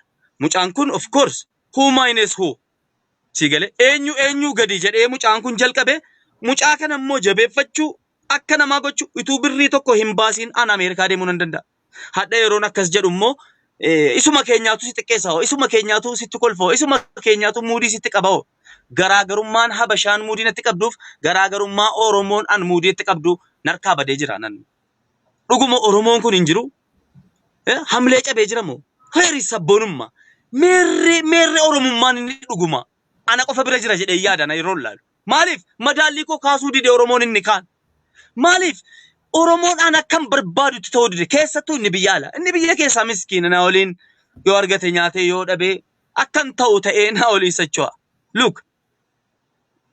Tole maal al tokko akkas goona namoonni kallattiidhaan bilbiltanii yaada kennuudhaaf bilbilaatti jirtan yeroodhaaf na of kolchaa osoo bilbiluu dhiistanii ejjennoo maammeen akka ilma Oromootti waa'ee magaalaa Finfinnee irratti qabu irratti isa waliin turtii taasisuun barbaada. Maammee atis na of kolchi yeroo biraa yaada keessummootaa fudhachuu dandeenya akkaataa itti deeggaramtus fudhachuu dandeenya. Har'a garuu gaaffilee Oromoon qabuun si gaafadha waan ta'eef ejjennoon kun ejjennoo miidiyaa koo akka hin taanes barii garuu gaaffilee siif dhiyaatan kana akkanaaf deebistu kan hin barbaadu namoonni dawalaa jirtan of koltii waliin baay'ee jaalala maammeedhaaf akka qabdan ibsaatti jirtu deeggaruuf akka ka'umsa qabdan ibsaatti jirtu biyyoota Ameerikaa Awurooppaa haaluma wal fakkaatuun biyyoota warra Arabaa keessaa irra jireessa maammee na dhagaa jirta tole gaa amma yoo xiqqaate naannoo nama 2500 kan si daawwachaatti jira waan ta'eef kaayyoo kee ibsachuu dandeessa ati akka ilma Oromootti kaayyoo ati Finfinnee irratti qabdu mee Finfinnee kana namoonni akka kan Oromiyaatti ilaalu warri kaan immoo akka bulchiinsa addaatti ilaalu ati akka paartii keetti yookiis akka jaarmiyaa keetti akka kamitti ilaalta? Yaa obboleessa kiyya gabaabinaan wanta si ibsu faayinaalii dhumni koo Finfinneen mootummaa Oromiyaa jalatti bulti. Kun this is my kun kaayyoo kooti bakka dhumarra faayinaaliin qabsoo kooti kana dantaa adda namoonnumti keenya doktara ta'ee hayyuu ta'ee xiinxalaa siyaasaa ta'ee namni beekamaa ati Oromoodha jettu ko dantaa addaa argachuu qabdii jedhee qabsaa'ama. Waa'ee maali waa'ee Finfinnee never kun na biran jiru. Finfinneen dantaa wanti isiin argattu waa'ee itti dantaa kan maaliin lafa kee irratti Jimma irratti dantaa gaafatta dantaa Oromoo Arsii irratti dantaa Oromoo gaafatta Wallagga irratti dantaa Oromoo gaafatta never kun ana lubbuun jiru kun hin ta'u. Kaayyoon koo faayinaal inni dhuma qobaa koo ta'us ammas qobaa koon jalqabe ammas qobaa koon jira yoo Rabbi jedhe nam milkaa'aa simee dhuguma haqa qabaadhe yoo dhuguma qulqullina kaayyoon koon ta'a. Finfinneen mootummaa Oromiyaa jalatti akkasiin bultu mootummaa Oromiyaa jala oolchinee nutu bulcha nutu tarakkaba Oromoon hogganan arganne hoggana maali hanga yoona jarri kaadirees jarri xaqlaa ministeeris jarri kantiibaas jarri maalis jedhamtu yeroo jarri jechuudhaan habashaadhaaf kompiitara bittu habashaadhaaf maal gootu Oromoon jarri irraa dhalatan Oromoon jaraaf dantaa jara miti siigil amma ko Oromoodhaaf nama haqaan quuqamu dhabne nama haqaan hundinuu jechuudhaan kaayyoon isaa bucuusii hojjetee yeroo waa wayii argatu maal jedhee sitti bakka tokko mul'ata ko an eenyuun keessatti of argaa obbo Jawaar Mahammad qofa keessatti of argaan isa keessatti of argaan maaliif na Jawaar yoo mittaqilaa ministi mikittili yoo ta'e hin dhabu Jawaar yoo birrii haga fedhe kennameefi hagasi yoo jedhames hin dhabu waan barbaade maallaqas ta'e aangoos ta'e maalis ta'e kabajas ta'e waan fedhe argachuu ni danda'a akkasumas maammeenis 200% I am sure dhibbatti jala mureessitti ma no jireenya Jawaarantu beeka jireenya kosatu beeka namni itti dhiyaatan gaafata siigalee yeroon akkana jedhu maal jechuudha baqa of keessatti nama haqaa kan hin argu in asmassaayina ummanni kaadiree ta'eedhuma ummanni dantaa Oromoo dhabe siigalee kanaaf Oromoo sii jirra abshir dantaan kee si ceesifna yoo duunes immoo isintu ceesisa waan nuti jalqabne kana ceesiftu Finfinneen Oromiyaa jalatti jechuudhaan mootummaa Oromiyaa jalatti jechuudhaan intini taate bulti. Kunis fagoo miti. Kun hin ta'a. I am sure hin ta'a. Seeraanis, heeraanis, filannoodhaanis maaliinis jechuudha. Hin ta'a inshaallah si milkoofna kaayyoon koo galmi koo kana. Yoo dandeesse diyaaspooraan biyya alaa jirtu yoo dandeesse rakkoon keessan rabbiin beeku garuu wal cinaa dhaabbannu. Kan nama jabeessuu danda'u diyaaspooraan. Amma ko namumti jechuudhaan biyya alaa dhaqee deebi'een sammuudhuma kootiifu gaariidha sii galee. Maaliif diinni koo waa'ee isiin walii godhaa jirtu ilaalee hin hinaafu. Akka sammuu kiyya keessatti waa tokko natti hin dhagaamne hin godhu. Namni namaa min yaadam an maleekaa miti nabiyyii miti sii galee ilmoo namaati anis. Waan namni tokko hojjetaa jiru namni naan qixxee hojjetaa jiru tokko godhamaa fi jiru tokko anaafis godhamuu qaba qofaa miti dirqama. Kun waa'ee Oromummaati. Kun dantaa Oromummaati. Siigalee Oromoo guutuu wanti kun siif gala. Siigalee yeroo dantaa Oromoo dhabdee makiinaa geeddarachuu warra kudhan fuuchuu yookaan ilmaan guddifachuu jireenya mataa keetii qofa yeroo yaaddu Oromummaa hin beektu taa'ee callumedhi waa'ee Oromummaa irratti dalagaa irraa hin dalagnas hin milkoofne inshallah. Tole rabbi si haa milkeessu maamme kabiroodha hariiroon ati jaarmiyaalee siyaasaa Oromoo kanneen akka paartii biyyoolessa Oromoo adda bilisummaa Oromoo fi koongireensii federaalistii Oromoo waliin qabdu maal fakkaata? Miseensonni kee magaalaa Finfinnee keessatti yoo qabdoo maal fakkaata? Isa kana irratti gabaabinaan nuuf himtaa laata? Yaa obboleessa koo jechuudhaan miseensi koo biyya kana keessa jiru jechuudhaan ajaa'iba hin argitani. Dhaaboliin siyaasaa biyya keessa jiru jedhanu isuma durbeettanu sana. Jaruma durbeettanu sana. Takkaa mucaan kun nama jettee naa bilbiltee sin beektu. Gaaffii na gaafattee sin beektu. Kottuu adaraa maal si gargaaru jettee harka irra jalaatiin koo akka Oromummaatti yeroo deemtu. Inda'uun paartilee Oromoo amma socho'aa jiranu. Kanaaf responsibilitiin jaraa keenya. Maaliif? Keenya dargaggeessaan ijaarame akka fedhe isaati fedhetti geeddaramuu danda'a. Karaa kamiin? Karaa barbaachisaa ta'een. Tingu godhi dubbii kan tokko. Lammaffaa bootaa siin kennanu akkamitti sii kennu? Jara qofa wantiniin akkamitti si gorsu? Akkamitti bootaa sii kennu? Annamuma al tokko nama mana gorsu hin dhabaan. Koomentii keessa nanaa maal godhe yaa Oromoo? Sii galee? Maal naa fayyada? Mee maamme jireenyi kee maa inni jedhee namni dhufee na gaafate hin jiru maal jetta? Takkaa kottu maamme si gorsina namminaan jedhee hin jiru. Hin jiru yoo jira jedhee aboo. Biyya alaas jarri paartii maali jaruma duriiti. Jararraa siluma waan eegan. Sidii galee kanaafu kana jabeeffachuun wal jabeeffachuun keeti. Koomiti Oromoon kana naaf godhaafan kana keessan seenne. An Oromoodhaaf nan godha. Oromoon akka naaf du'uun fedhon. An Oromoodhaaf an du'a. Oromoon akka maaliyyuu naa godhuun fedhu. Yoo hojiin koo adeemsi koo jechuudhaan itti yaadni itti daddabalamee barumsis beekumsis namni hayyuunis maallaqinis wanti hundinuu wanti barbaachisaa ta'e yoo hin deemsise ta'e dhufee jabeeffatee deemsisuun kan Oromooti kiyyaa miti kun. Garuu gaafa mootaraan deemu Oromoon ergee Oromoo dhaqinaan jedhee gaafa dhaqee paartii ijaarradhu Oromooti ijaarradhu naan jedhee dhaqi kan naan jedhee Oromoodha. Oromoodhaaf jiraachuutti beenna. Oromoon maal akka barbaadu ni beenna nu. Maaliif Oromoodha? Isa haqaa. Sii galee. Garuu kanarratti jechuudhaan yaada deeggaruu jabeessuu waa hundaanuu karaa hundaanuu wal cina dhaabbachuun kan eenyuti? Gahee Oromooti. Garuu indoo maal tokko maallaan jedhu ijoolleen as keessa jiranu maammee please amma karaa irratti yeroo na arganu callumeedhanii jechuudhaan. Maammeedhanii callumeedhanii dhufanii maammee noo nuti si gaggeessa. Karumatti na arganii maaliif eenyurraa na gaggeessita? Noo akkasii miti. Maammee efeenaatti qabduuf bootaanatti qabduuf wantati jedhamtu koo nutu dhagaa nutu beeka. Akkasitti koo dhiqaa gabaabinatti koo fuu dandeessa akkas ta'u akkas maalan jedhaan noo wanta akkasii maaliif sababa koo Oromoon tokko miidhamuun fedhu gaayaa.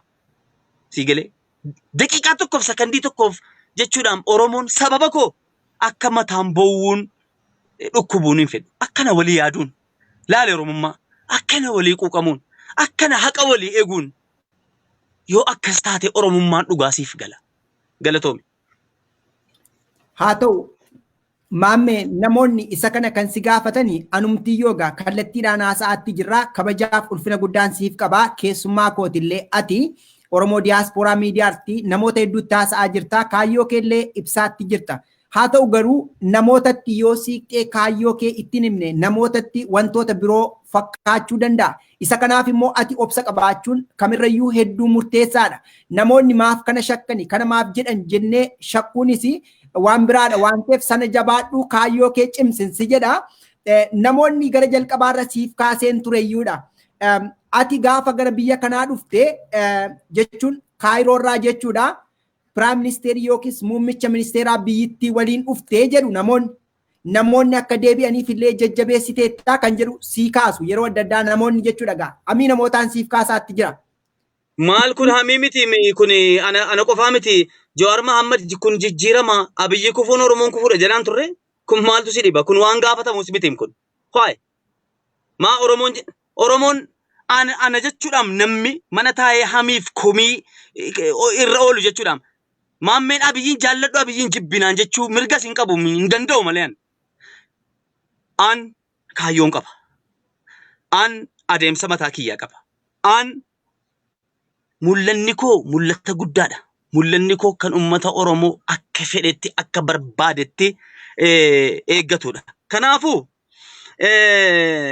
wanti guddaan indoom ana caala wanta Oromoodhaaf ergaa dabarsu indoom carraa kanatti fayyadame yoo dandeessani namni Oromoon qabdi jedhee yaadu Jawaar. Namni Oromoon jechuudhaan sirriitti haqa Oromoo eegaa jiru. Oromoo maaliinuu maallaqnis dhufee fi ammaa miti zabanuma wayyaanee.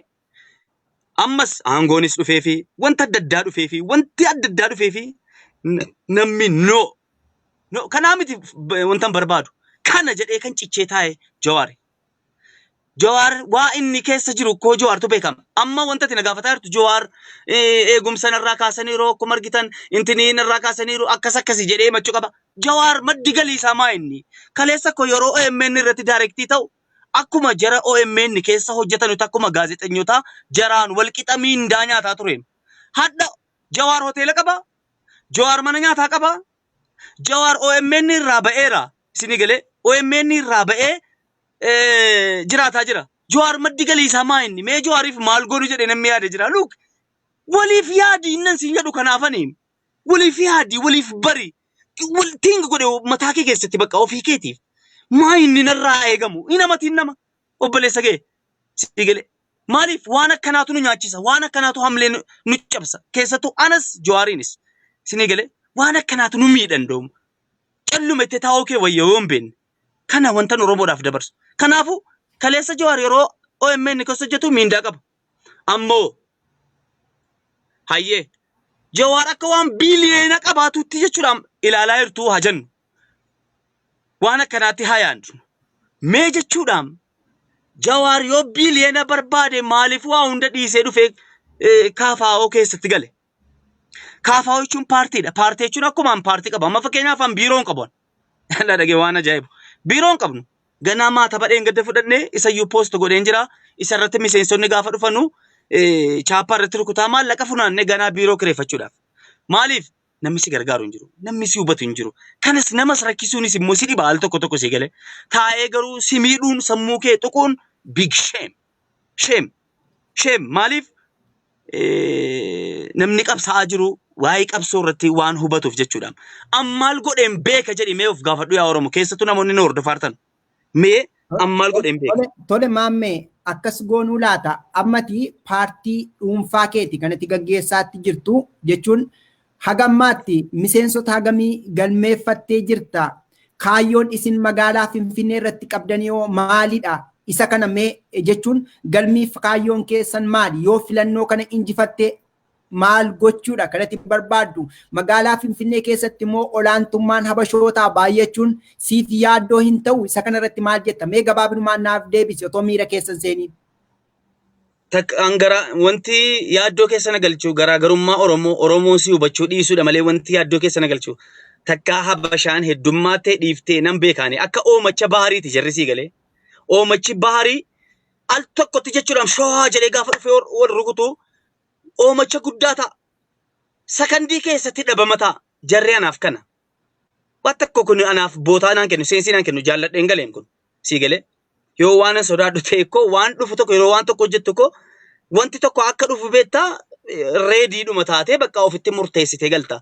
Maaliif kaayyoon koo adeemsi koo Oromoo hin sochoosu yoo ta'e Oromoo hin fayyada yoo ta'e Oromoo hin ceesise yoo ta'e an nama tokko kan kaleessa qeerroon gabba'ee karaa irratti du'aa ture. Daa'imni du'aa ture. Hayyooliin du'aa ture. Lubbuun kan koo kan Oromoo du'anii sanaa hin caalu. Anis Oromoon sunis tokko. Wanti guddaan wanta nan qabee jiru kun Oromoo hin fayyada. Hin fayyada taanaan wanti teenshina nu godhu. Misaa'eliin teenshina nu godhu. Heddummaatanii dhiisanii. Guyyaatti waan 100 oltu na mudataa oola. Waan 100 ol akka jaraatti miti. Akka haqa Oromootti. Ila maa inni Oromoon haqa qaba jedhee yaada tokkoffaa. Lammaffaan haqni immoo namni qabu haqa isaa sana eegdee abbaan haqaa sun si hubatuu dhabus ati haqa sana qabattee hin deemta taanaan haqni nama sanaa haqni ummata sanaa si waliin jira. An kanatti namana. Kanaaf ni eegaa jiraam Rabbiin. Waa biraatiif miti. Eegumsa qabaadhee maal qabaadhee maalii miti si galee namaa olis ta'ee miti. Alhamdulillah. Kaayyoo isitti jetteef kaayyoo sila si ibseera. Kaayyoon koo Finfinneen Oromoon dantaa dhuunfaa dantaa addaa argatu Oromoon minaamin wanti jedhu na biratti hin barbaachisu. Gara fuulduraaf yeroo deemaa jirru hanga yoona Afrikaa Hibrat kan biyya kana irratti Finfinnee irratti kan Oromiyaa irratti dhaabbatee waggaa meeqa guutuu takkaa maallaqa tokko Oromoof galii galchee hin beeku. Seera qabsiifna. Embaasileen Itoophiyaa Finfinnee keessa jiran takkaa galii waa hedduudha. Kaayyoon keenya. Kun immoo nama beekaa, nama gobazii, nama sammuunsa dabil ta'e jechuudha mituu dhufe immoo waan hin qabu irratti immoo ituu ida'ame waan guddaadha. Kottaa manni koo mana keessan. Yaadni koo yaada keeti. Yaada addaa sirraa hin qabu. Ila jarri kaabinees, jarri kaadirees, jarri maaliis dantaan keenya dantaa Oromooti. Yoo dandeessan nun tuqina maqaa keenya tuttuquudhaafis hin deebina. Please itti beelaa irraa, itti dheebotaa irraa hedduutti dadhabne waa hundatti dhabne. Si galee dhimma dhuunfaa akka dargaggeessa tokkotti baabaannee liistiroo hojjennee jiraachuu dandeenya. Dhiifnee dantaa uummataa, dantaa saba kanaa, dantaa uummata miileenaan jechuudhaan kana qabannee yeroo sochoonu yoo dandeesse hamlee kenna. Yoo hin dandeenye callumee dhiitaa'e. Kanan jedhaa galatoomii. Ayyan daawwattoota keenya daawwachaatti kan jirtan tamsaasa kallattiin isiniif darbaatti kan jiru turtii pirezidaanti Maammee waliin taasisaatti jiru pirezidaanti Maammeen handhuura Oromiyaa kan taate magaalaa Finfinnee irraati kan inni tamsaasa kallattiin turtii taasisaatti jiru pirezidaanti Maammeen jechaatti kan jiru ani abbaa imaanaa Finfinneetii Finfinnee irraa Oromoon akka Oromootti dantaa addaa wanna jedhamu waan barbaachisuun qabu Oromoof Oromiyaan itti gaafatamummaa qabdi kan jedhuun dhaamsa qaba akka jaarmiyaa kootti kan inni jechaatti jiru maarreen egaa warreen naannoo Finfinneef magaalaa Finfinnee fi addunyaa garaagaraa keessa jirtanii pirezidaanti Maammeef gaaffii garaagaraas ta'ee yaadota galtee fi ijaarsaa dhiyeessuuf dandeessu bilbilli pirezidaanti Maammee kunoo kan inni iskiriinii irratti isin agarsiisaatti jiru maqaa koo gara gaditti jechuudha bilbiltanii waa'ee jaarmiyaa isaanii gaaffii gaafachuu dandeessu. Pirezidaanti Maammee namoonni bilbilanii yaada kennuu barbaadan danuudha daqiiqaa 10 waan hin caalle yaada namootaa fudhanna. Yaada namootaa garuu kabajaaf ulfinaan fudhachuuf dirqamna eenyuun keenya haa ta'u garuu gara dhumaa irratti aniifati turtii waliin taasisne keessatti jechuudha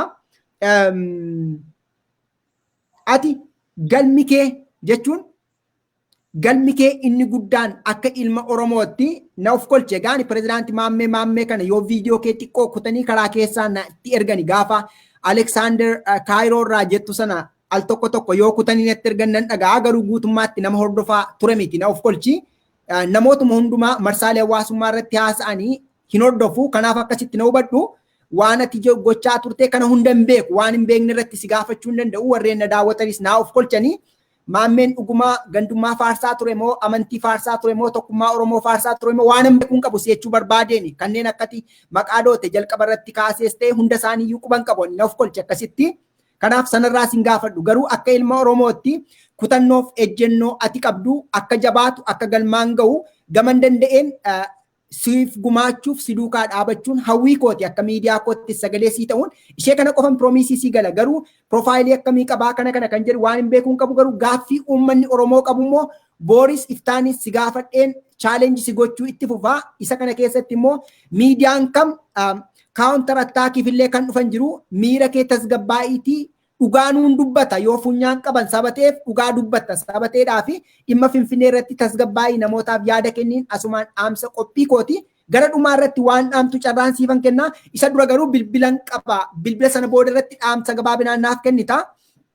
Namoonni amma bilbiluu dandeessu lakkoofsi asirratti argaa jettan kan pirezidaanti Maammeeti amma irratti bilbiliinaa akkuma tamsaasni kallattii kun raawwateen bilbiluu fi dandeessu. Kallattii isiniif danda'amenis tumsuu dandeessu. Bilbila irratti dhimma ba'uu dandeessan bilbila amma iskiriinii irratti argaatti jirtan kanadha. Mee pirezidaanti Maammee gaaffiif deebii koo xumuruudhaafan jira gara sa'aatii tokko turree namoonni hedduun yaada kee hubachuudhaaf carraa argataniiru dinqisiifattoota danuus qabda marsaalee hawaasummaa kanarratti lafarrattis akkasitti numa qabda kan jedhu yaada waa'een Finfinnee madaa hedduu irratti qaba namni hedduun sabateedhaa fi tarii paartii kee keessatti namoonni jechuun namoonni siyaasa Oromoo keessatti baay'ee paabliik fiigarii ta'anii sifaana hiriiran jiru wagammaatti gaafan jedhu gaa nama har'uma suuqaa Finfinnee achas baasuun xiqqoo ishee rakkoo ta'uu mala isaan qofatus quuqama jechuu koo miti akkasitti na hubadhu qeerroof qarreen kan miidiyaa irratti isaan hin beekne Oromoof aarsaa kaffalan iyyuu jabduutu jira Namoonni baay'ee paabilik fiigarii ta'anii si faana hiriiranii waan tokko tokkoon si tumsan jiru gama dinagdeedhaan abbootiin qabeenyaa miidiyaaleen gama kanaan tumseeti qabdu jira hagammaatti malli kee maal fakkaata? Lakkii hin jiru waan tokko dogongoraan hin jiru afaaniin jira garuu dogongoraan qabatamaan waan tokko hin jiru soba. Haa ta'u gaa namootaan qaba online irraa ammarraa kaasee yaada namootaan fudhadhaa yaada isaanii fudhannee too gaaffiif deebii keenya gara xumuraa irratti dhaamsa oromummaa nuuf kennite raawwannaa yeroo biroo qophii biraa wal geenyaa amma garuu keessumaa makoon kallattiin siif galchaa as Minneapolis irraa jira Jaapaan irraas namni bilbile jira lamaan isaanii siif galcha. Hello. Hayyee amba'ee yaada fudhachuu danda'a? Ni dandeessa garuu yaada isaaniif kennuu qabda yaada. Hayyee. Yoo turte gaarii ta'a. Hello. Hello. Hello. Hello. Tole mee yaada keessan gabaabinaan nuuf kennitu laata? Yaa harka fuune dhiifama guddaa kan bilbilu Kolorado irraayi. Ayyee. Pirezidaanti Maammee. Naa qabaa dhiifama nama biraas nan galcha. Dhiifama kan Minneapolis irraa bilbiltan xiqqoo ishee nu eegaa nama fageenya irraa bilbileef dursaa kenninu. Okay. Sararuma irra turaa. Tole itti fufaa keessummaan jalqabaa. Okay. Pirezidaanti Maammee ani gara kiyyaan yaada sii kennu fi yaada sii kennu kanallee akka yeroo baay'ee fi bilbileetti kun nama hundee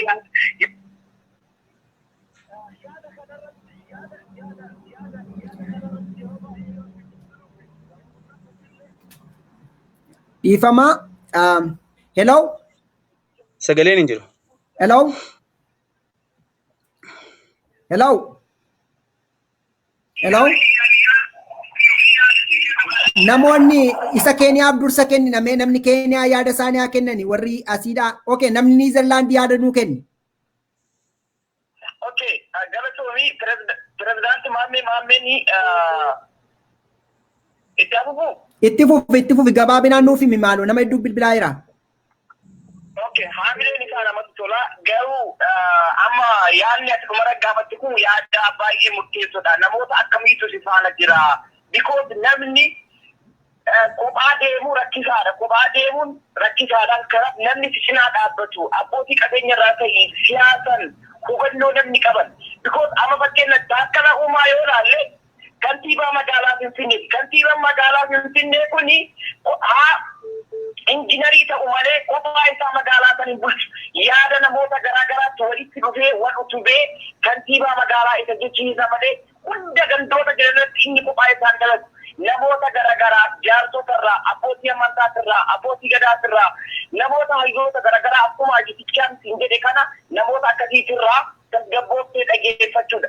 Ammallee gama biraatiin miidiyaa irratti gaafii fi dhiyaatu tasgabbooftee dhageeffattee kallattiidhaan Kweessinii fi dhiyaatan kallattiidhaan deebisuu gaafii fi dhiyaate karaa al kallattii osoo taate kallattii maaf osoo dandeettee kana jettee deebisuudha.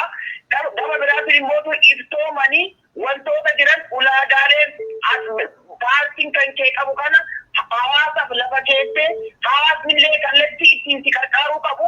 Ati miidiyaadha waan taateef gara kanaan nu gargaara. Fakkeenyaaf kaafaawwan kallattii kanaan nu gargaara jennee akkaawuntii baratan duula kanarratti jedhanii gargaaran. Ati illee iftooma uummanni ati miidiyaa paartiidha waan taateef wanti gargaaramuu qabdu. Maal irratti gargaara? Ikonomii irratti maaltu barbaachisa? Waajjira barachuu barbaadda? Mallaqatti barbaachisa? Yoo jette malee duuchaa dharumaan uummanni Oromoodhaa beekuu qabu yoo jette namni si barbaachisu san gadi baasii sooshaal miidiyaa irratti illee waan ta'an yoo akka akkaawuntii banachuu ta'a yoo akka karaa kallattii moo itichaa kanallee ta'uu mala. Itichaa fakkeenyaaf nama hawaasni amanu fakkeenya si kaasu kiyya.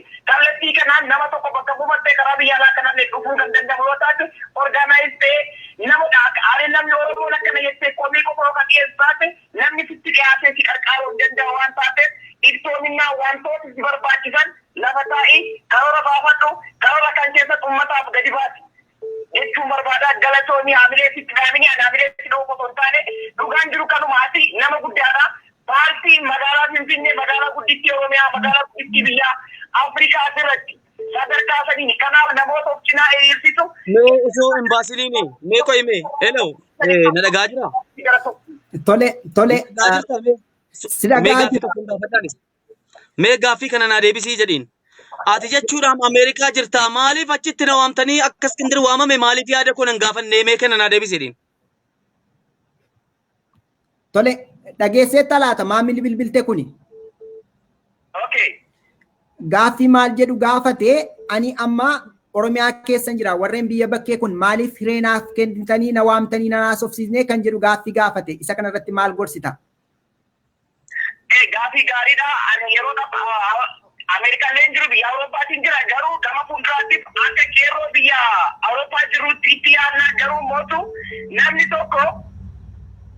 tokko amma inni nama hundi isaa namni sooshaal miidiyaa jiru kun hundi isaa haamilee isaa yommuu qabaachuu mala garuu mootu inni namoota sooshaal miidiyaa gubbaa jiran fakkeenya roobota abdii Xayyibuu Waaqoo bilbilee yaadatti kennee jira. Awurooppaarraa mucaan kun dhageettiin haa qabu tokko. Inni kun namoota Awurooppaa jiran kana walitti organize godhee gama leencaalootillee gama beekumsaatiin akkaataa itti namoota walitti dhufanii biyya Awurooppaa kana dhufee hawaasan itti wal arguu danda'u nama tokko keessa akkuma tiroofa jettisan nama sii gartee tokko wajjin walitti dhufeenya godhee namoonni sun waan san organize gochuu ni danda'an.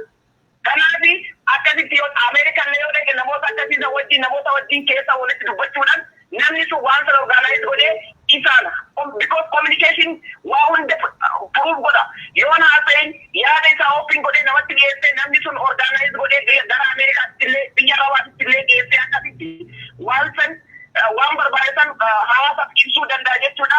Garuu namni sooshaal miidiyaa jira gubbaa jiru hundi isaa hawwii isaaf qaba jaalala isaaf qaba hundi isaanii garuu fiduu hin danda'an. Kan gochuu danda'u keessan namoota fiigar ta'an wajjin kominikeet gochuudhaan akkamiin wanti kun ta'uu danda'a kan jedhu dubbachuudhaan sooshaal miidiyaa qofa kallattiin akkaatti deebisuu hin danda'u. Waan amma booda nama poostii hojii hin danda'u. Kallattii ittiin fiduun beekuu qaba. Kallattii ittiin mal gochuun namoota hawaasa biratti fudhatama qabaniin koominiitii naannoo biyya san keessa jiran akkamitti nama organaayiz kan gochuu danda'u. Namoota akkasii wajjin keessan dubbatee namni sun organaayiz godhee biyyatti fiduu danda'a. Inni bikoos nama beekamaadha. Fakkeenyaaf kamaa gochuun jira daawwatu isaan jiranii waraqaa kana kan kennaniif akkuma garaagarummaan qabu waraqaan isaaf kenname kan paartii biraatiin garaagarummaan qabu biyya keessatti waan namni biyya alaatti yoo wanta kana fide biyya keessatti dhufee hawaasa wajjin wal arguu danda'a dhimma biyyaa irratti hojjeta waan ta'eef namni kun. Haa ta'u guddaa galatoomii ulfaadhu yaada galtee nuuf kaasteef maamilli keenya yeroo biraa nuuf bilbilte galatoomi. Okay. Haa ta'u ayyeen daawwattoota keenyaa turtii waliin taasisaatti kan jirru pirezidaantii Maammee waliin namoonni hedduun bilbilaatti jirtu. Maammee yaada namoonni siif kaasaatti jiran waan hundumaafuu galtee sabateedhaa fi akkamiin haala kamiin isa jedhu waan nama tokkoon murteessaniif gareedhaan murteessan vaalii guddaa qaba waan ta'eef ammas nama biroon qabaa. Garee sana bira rakkoon jira amma koona nu banneef jara gareen sun waan jarri barbaadantu jira rule number 1 kan gareen sun barbaadanu mucaan kun dur jechuudhaan karaa jarri namoonni oofaa jiranu sana barbaadu nama ganda ofii barbaadu lamadha. Sadaffaa namni ilaalcha jaraa itti fe'uu barbaadanu nama ilaalcha haaraa qabu hin fudhatan waan beekam sirriittan beekan community guutuu biyya alaa jirtuwan waan an beekuufaniif kanaafan tuffadha jira. Kanaafan yibboo xurii qeensaatti lakkaa'an nuti ituun jara abdaddee nama abdattee hojii jalqabdee silaan qaanfadhe du'een sigilee faarsaa jaraan barbaadu koomentii jaraan barbaadu yaada jaraas hin barbaadu amma fakkeenyaaf dhumedee as dhaggeeffataa jira malee Ameerikaarra keessattuu Ameerikaa indoomma Awurooppaa wayya namni Ameerikaa jiru ittuma naasoo hin barbaadu eenyuunu maaliif aanni jaraa waliin ulaagaan qaban kaayyoon jaraa ilaalchi jaraa ilaalchi jibbaa namoota fofofoo community keessa hin geddaramne dargaggeessaaf hin kennine jarri amma sigale dargaggeessaaf haa kennanu dargaggeessi haa hogganu community waggaa 25 ol Ameerikaa Minnesota inni hogganu community waggaa 25 ol nama barate dhabame nama haayyuu dhabame beekaa dhabame maaliif dargaggeessa ignore godhu maaliif ilaalcha addaa qabu yaada addaa qabu akka fedhan qofatti akka waaqaatti akka namni jara ilaalu fedhu ammeedha. Sigale hojiidhaan agarsiisu namoota biroo qabda iddoo garaagaraarraa nama sadiitu onlaayinii jira kanaaf hello warroota bilbiltan keessaa warri fageenya irra jirtan Awurooppaarraa yaada keessan kennuu dandeessu pirezidaantii Maammeen onlaayinii jira. Eeshi galatooma inni gaama. Eessarraa bilbiltanii eenyu jenna?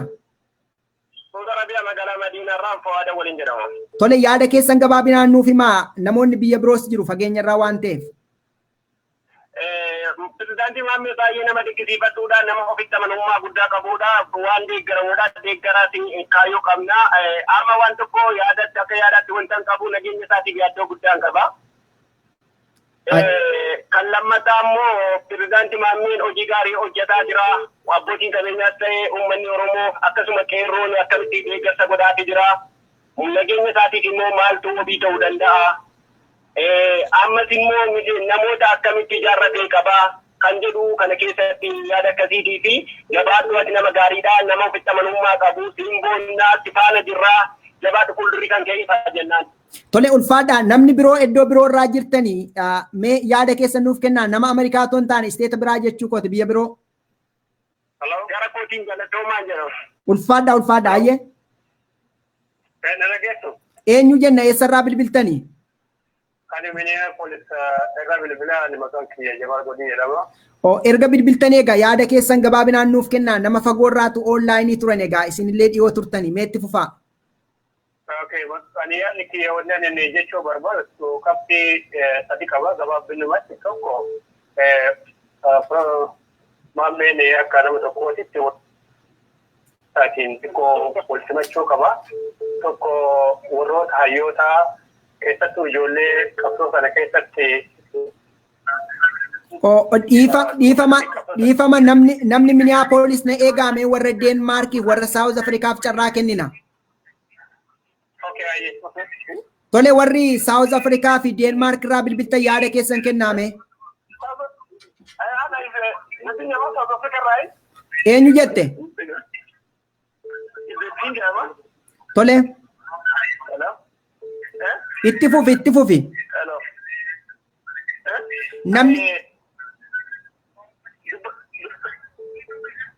Namni Saawuz Afrikaa irraa bilbiltee itti fufi namni Deenmaark itti aani namni Minneapolis immoo xiqqoo ishee nu eegi. Itti nuuf fufaa.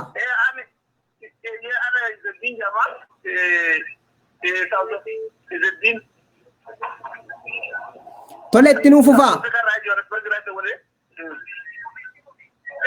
Akhirin jitu bade bakka Maammeen kun yaadota akka malee gammachiisee akka malee bakka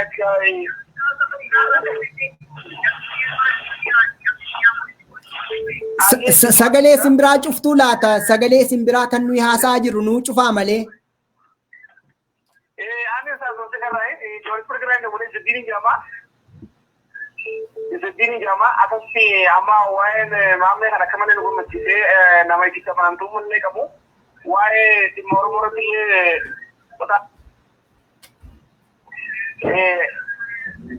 dhaabbiin Oromoodhaaf qabu. Amma Maammee kana akka malee beekuu qabnaa, cinaa hidhuu qabnaa. Haa ta'u guddaa galatoomaa ulfaadhaa namni Deenmaark irraa bilbiltan yaada keessan kallattiidhaan nuuf kennaa. Nama kana tuffachuun qabnu ilaalchisaa akka amma ilaalchisa namni ilaalcha magaalamaa. Fakkeenyaaf ammaan tana naftanyoonni kan akka sasirragaa kun amma mucaa kana caalanii jirti.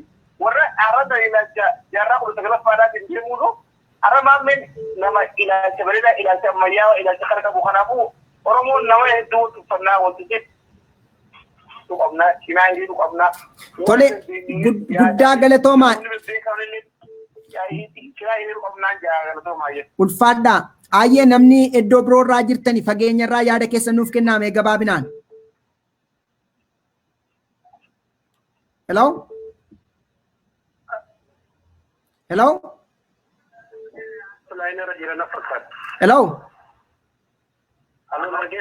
Tole itti fufaa mee eessarraa bilbiltani eenyu jenna? Tole yaada keessan gabaabinaan nuuf himaa daqiiqaa tokko waan hin caalle keessatti. Ayyee galatoomaa Maammee baay'ee gargaara. Tole itti fufaa.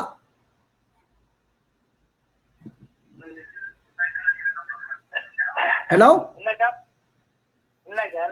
Isin dhagaa jirraa gaaffii qabdu moo yaada qabdu waan barbaaddan gabaabinaan nuuf himaa namoonni biroon illee sarararra jiru. Yaadaan qaba maqaan kibbaa jedhamaa kan isin Sulaa biyya Deemarkirraa maammeedhaaf yaada qabaa. Maammeen wanti hojjechaa jirtu waan baay'ee gaariidha. Waan baay'ee nama boonsuu.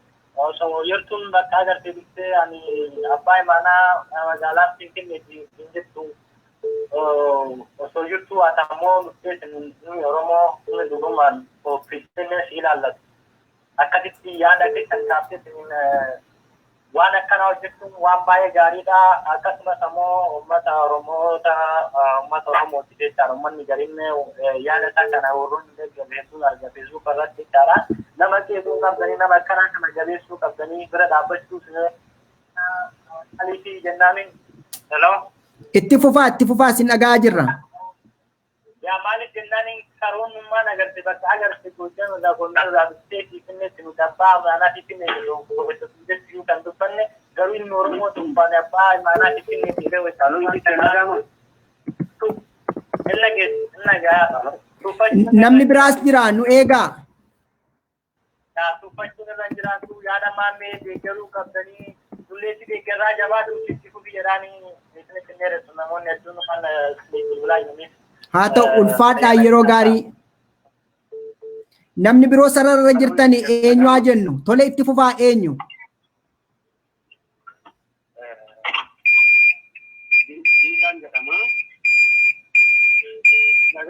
Hin dhaga'ama itti nuu fufaa.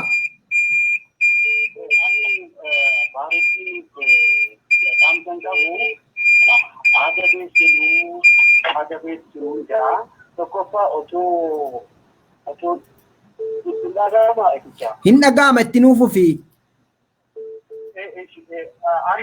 Dhaamsiin qabuuti otoo diyaaspooraa keessaa namni tokko namni lama isheeta biroo fakkeenyaaf ani ani jiraatu beekuun hin jiraata.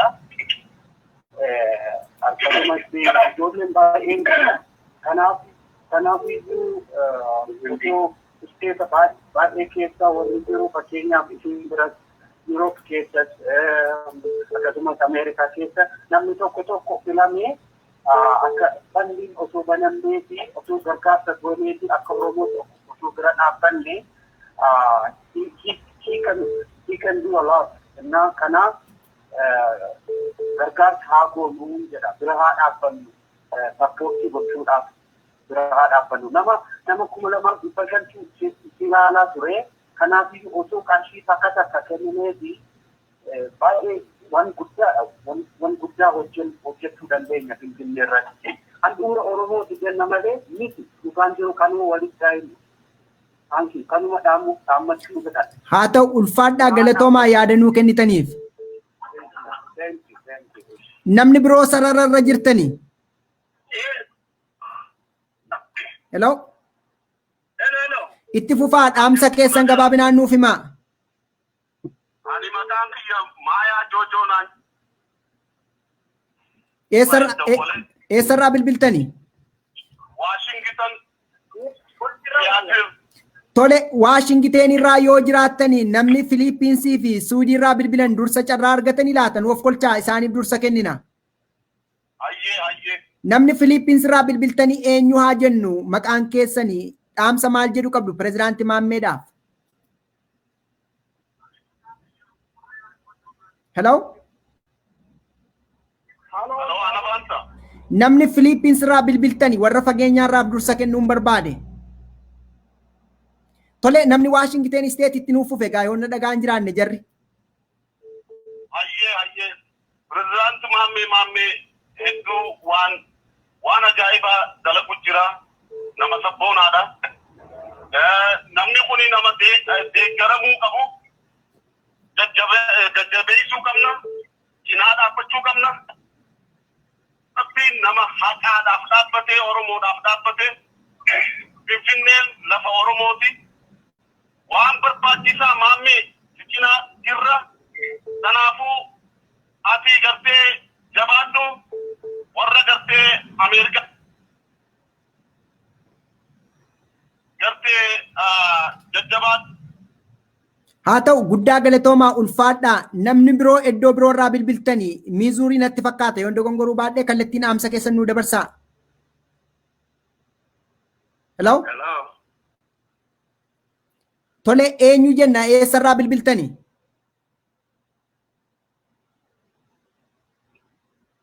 Hello? Hello? Ayyan daawwattoota keenya egaa nu daawwachaatti kan jirtan tamsaasa kallattiin isiniif darbaatti kan jiru Oromoo Diiyaaspooraa Miidiyaadha. Gidduudhaan weelluman jalqaba isin afeere tokkoon isin afeeruudhaan gaaffiif deebii koo gara xumuruutti kan hin fidu. Innis egaa sirbuma weellisaa Shukurii Jamaal isa booda immoo dhiifama egaa fageenya irraa kan bilbilamee jira kaasuufan dirqame. Hello? Salaamu alaikum. Waalaikum salaam. Hello? Sagalee simbiraa cuftuu laata?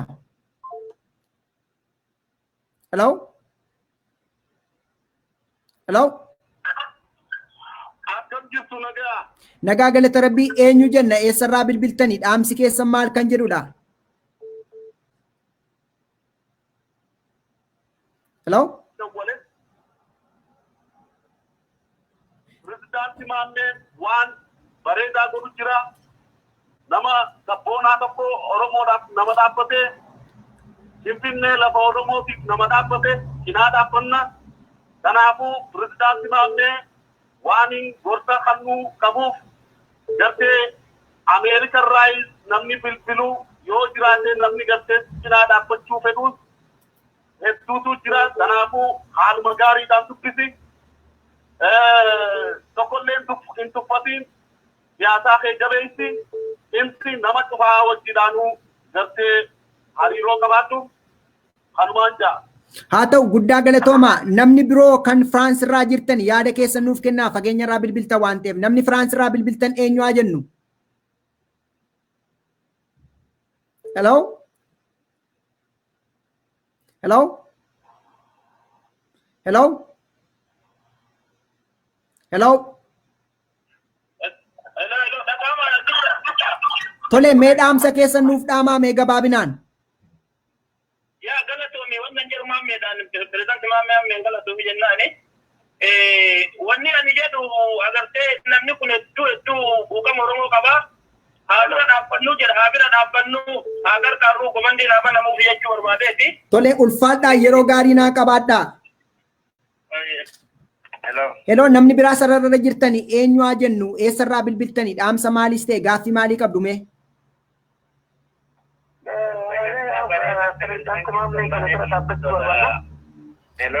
Dhiifama namni Ameerikaa irraa bilbiltan nama siyaatiin nama warra Saudi Arabiyaa dursa kennu laatas Jaappaanii fi warra Saudi Arabiyaan qaba.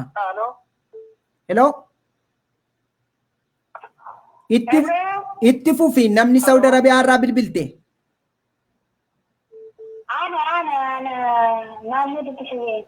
Itti fufi. Yaada maammee irratti kaleessa fa'aa waan Amaaraa irratti iyyaatera gaaffii Amaaraa irratti. Tole. Miidiyaa Amaaraa irratti jechuudha. Achirratti yoo dubbatu sana gadi ilaaluun qabu seerumaan tasgabbaa'ee akka nama baratee tokkotti yaada isaa kennachuu danda'u qaba. Asii achi otoo harkarraatiin seerumaan akkuma nama baratee tokko irratti kanarratti maammeen iddoo kaleessa asii achi gadi jecha gaaffii deebisa gaaffii ilaalee deebisuu qaba. Yoo deeggarsa ta'e immoo hin deeggarraa amma fe'aa ta'u hin deeggarraa fi mana keenya taana malee nuti ittaa dabalamu malee Jawaar fa'aa Baqqalee Garbaa fa'aa Mararaa Guddinaa fa'aa dabalamee ittaa fufu malee hin deeggarra miidhee namaa hin ta'in Jawaar nuti kanaa beeku miidiyaa. Haa ta'u guddaa galatoomi ulfaadhu namni Saudi Arabiyaa irraa nuuf bilbiltee galatoomi ayyeen. Yaada isaa sirraa kennuu barbaada. Asittillee waamnee akka wanti falaachuu dandeenya maallaqarree eessattuu Saudi Arabiyaa keessas Oomaanis Qataris deemuu hin danda'a waamuu dandeenya nuti haadhimuu qeerroo jajjabduu ummattii dhaabbatee faan haa ta'u malee hin deeggara rakkoon tokko hin jiru yaada kee baay'ee gaarii yaa itti fufu hin maammee. Haa ta'u galatoomi. Hello? Hello, Jamal jedhama. Assalamu alaikum warahmatullahi wabarakatuh. Waalaikum assalam. Nagaa jirtu akkam? Nagaa. Ammuma argattee fi nambara kana isinitti kennaa jedhee Tole itti naa fufaa.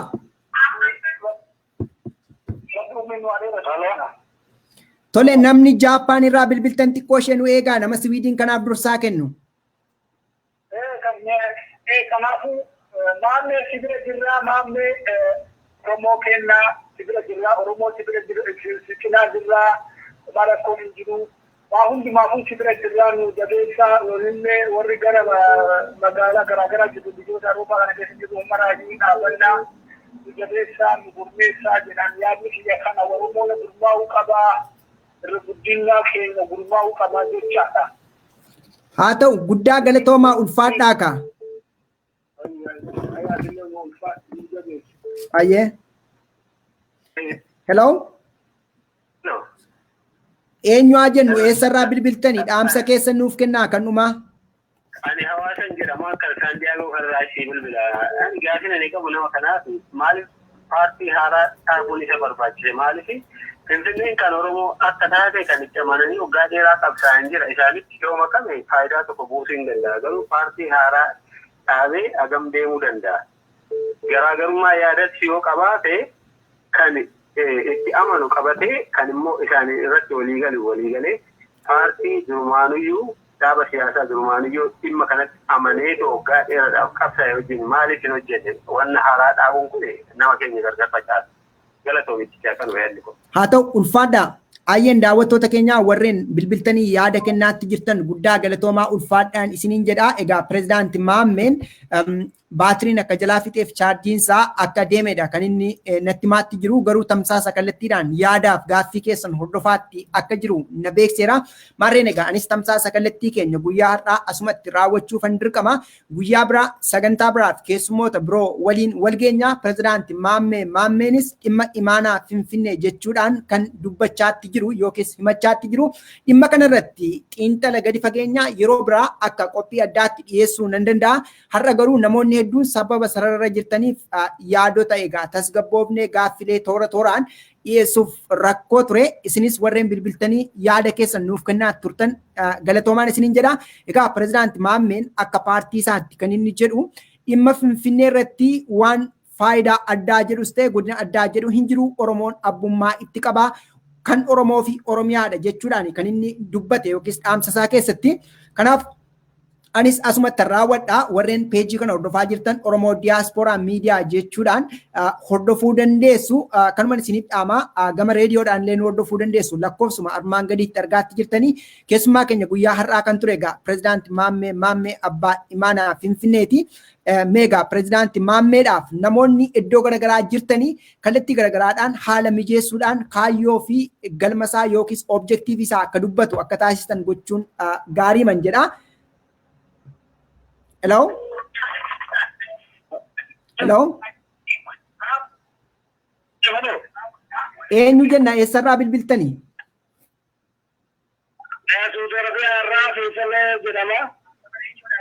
Ayyee?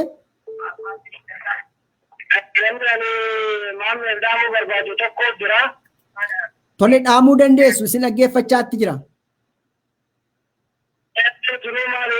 Hojii bareedaa hojii boonsaa dalagu jiraatu waa hundaanuu bira jirraa garuuti yeroo miidiyaa irratti dhiyaatu miira keessa seenaa waan miira keessa seensu san uummanni argiteeti uummanni naaftanyaa hogganii miidiyaa jaraa irratti bareeti yaada garaagaraa kennu haala inni miira keessa cimsanii waan beeku wantoota garaagaraa maqaa garaagaraa itti baasu jiranii waan kana ta'eef hamma fedheeyyuu ta'uu miira keessa seenuu osoo hin ta'in of qusateeti haala nama barateetiin tasgabbaa'ee akka yaada isaanii yaada bilchaataa dhiyeesseefi yaada mo'ataa akka dhiyeessuu jechuu barbaadeetti galatooma. Haa ta'u ulfaadhaa. Hello? Hello?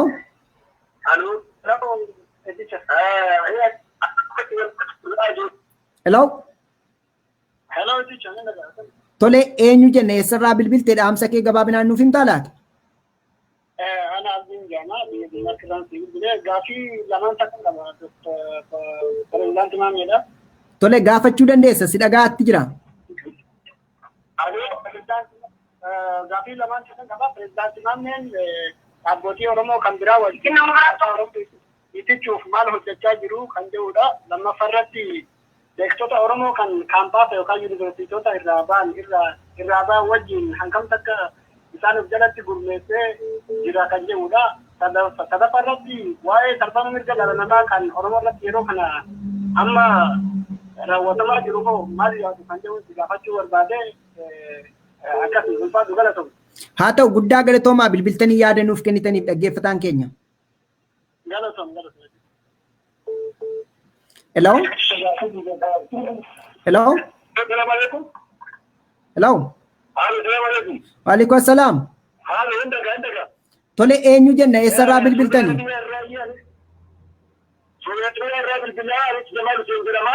Tole.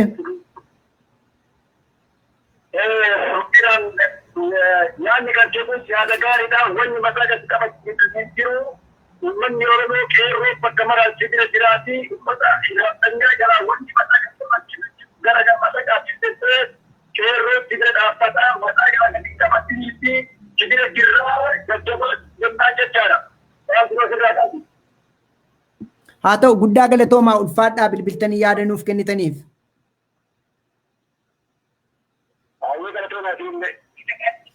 Ayyeen daawwattoota keenyaa daawwachaatti kan turtan tamsaasa kallattiin isiniif darbaatti kan jiru Oromoo Diyaasporaa Miidiyaadha. Miidiyaa Diyaasporaa Oromoo irratti namni kamiyyuu yaada kamiif ilaalcha isaa kamiyyuu dhiyeeffachuu danda'a.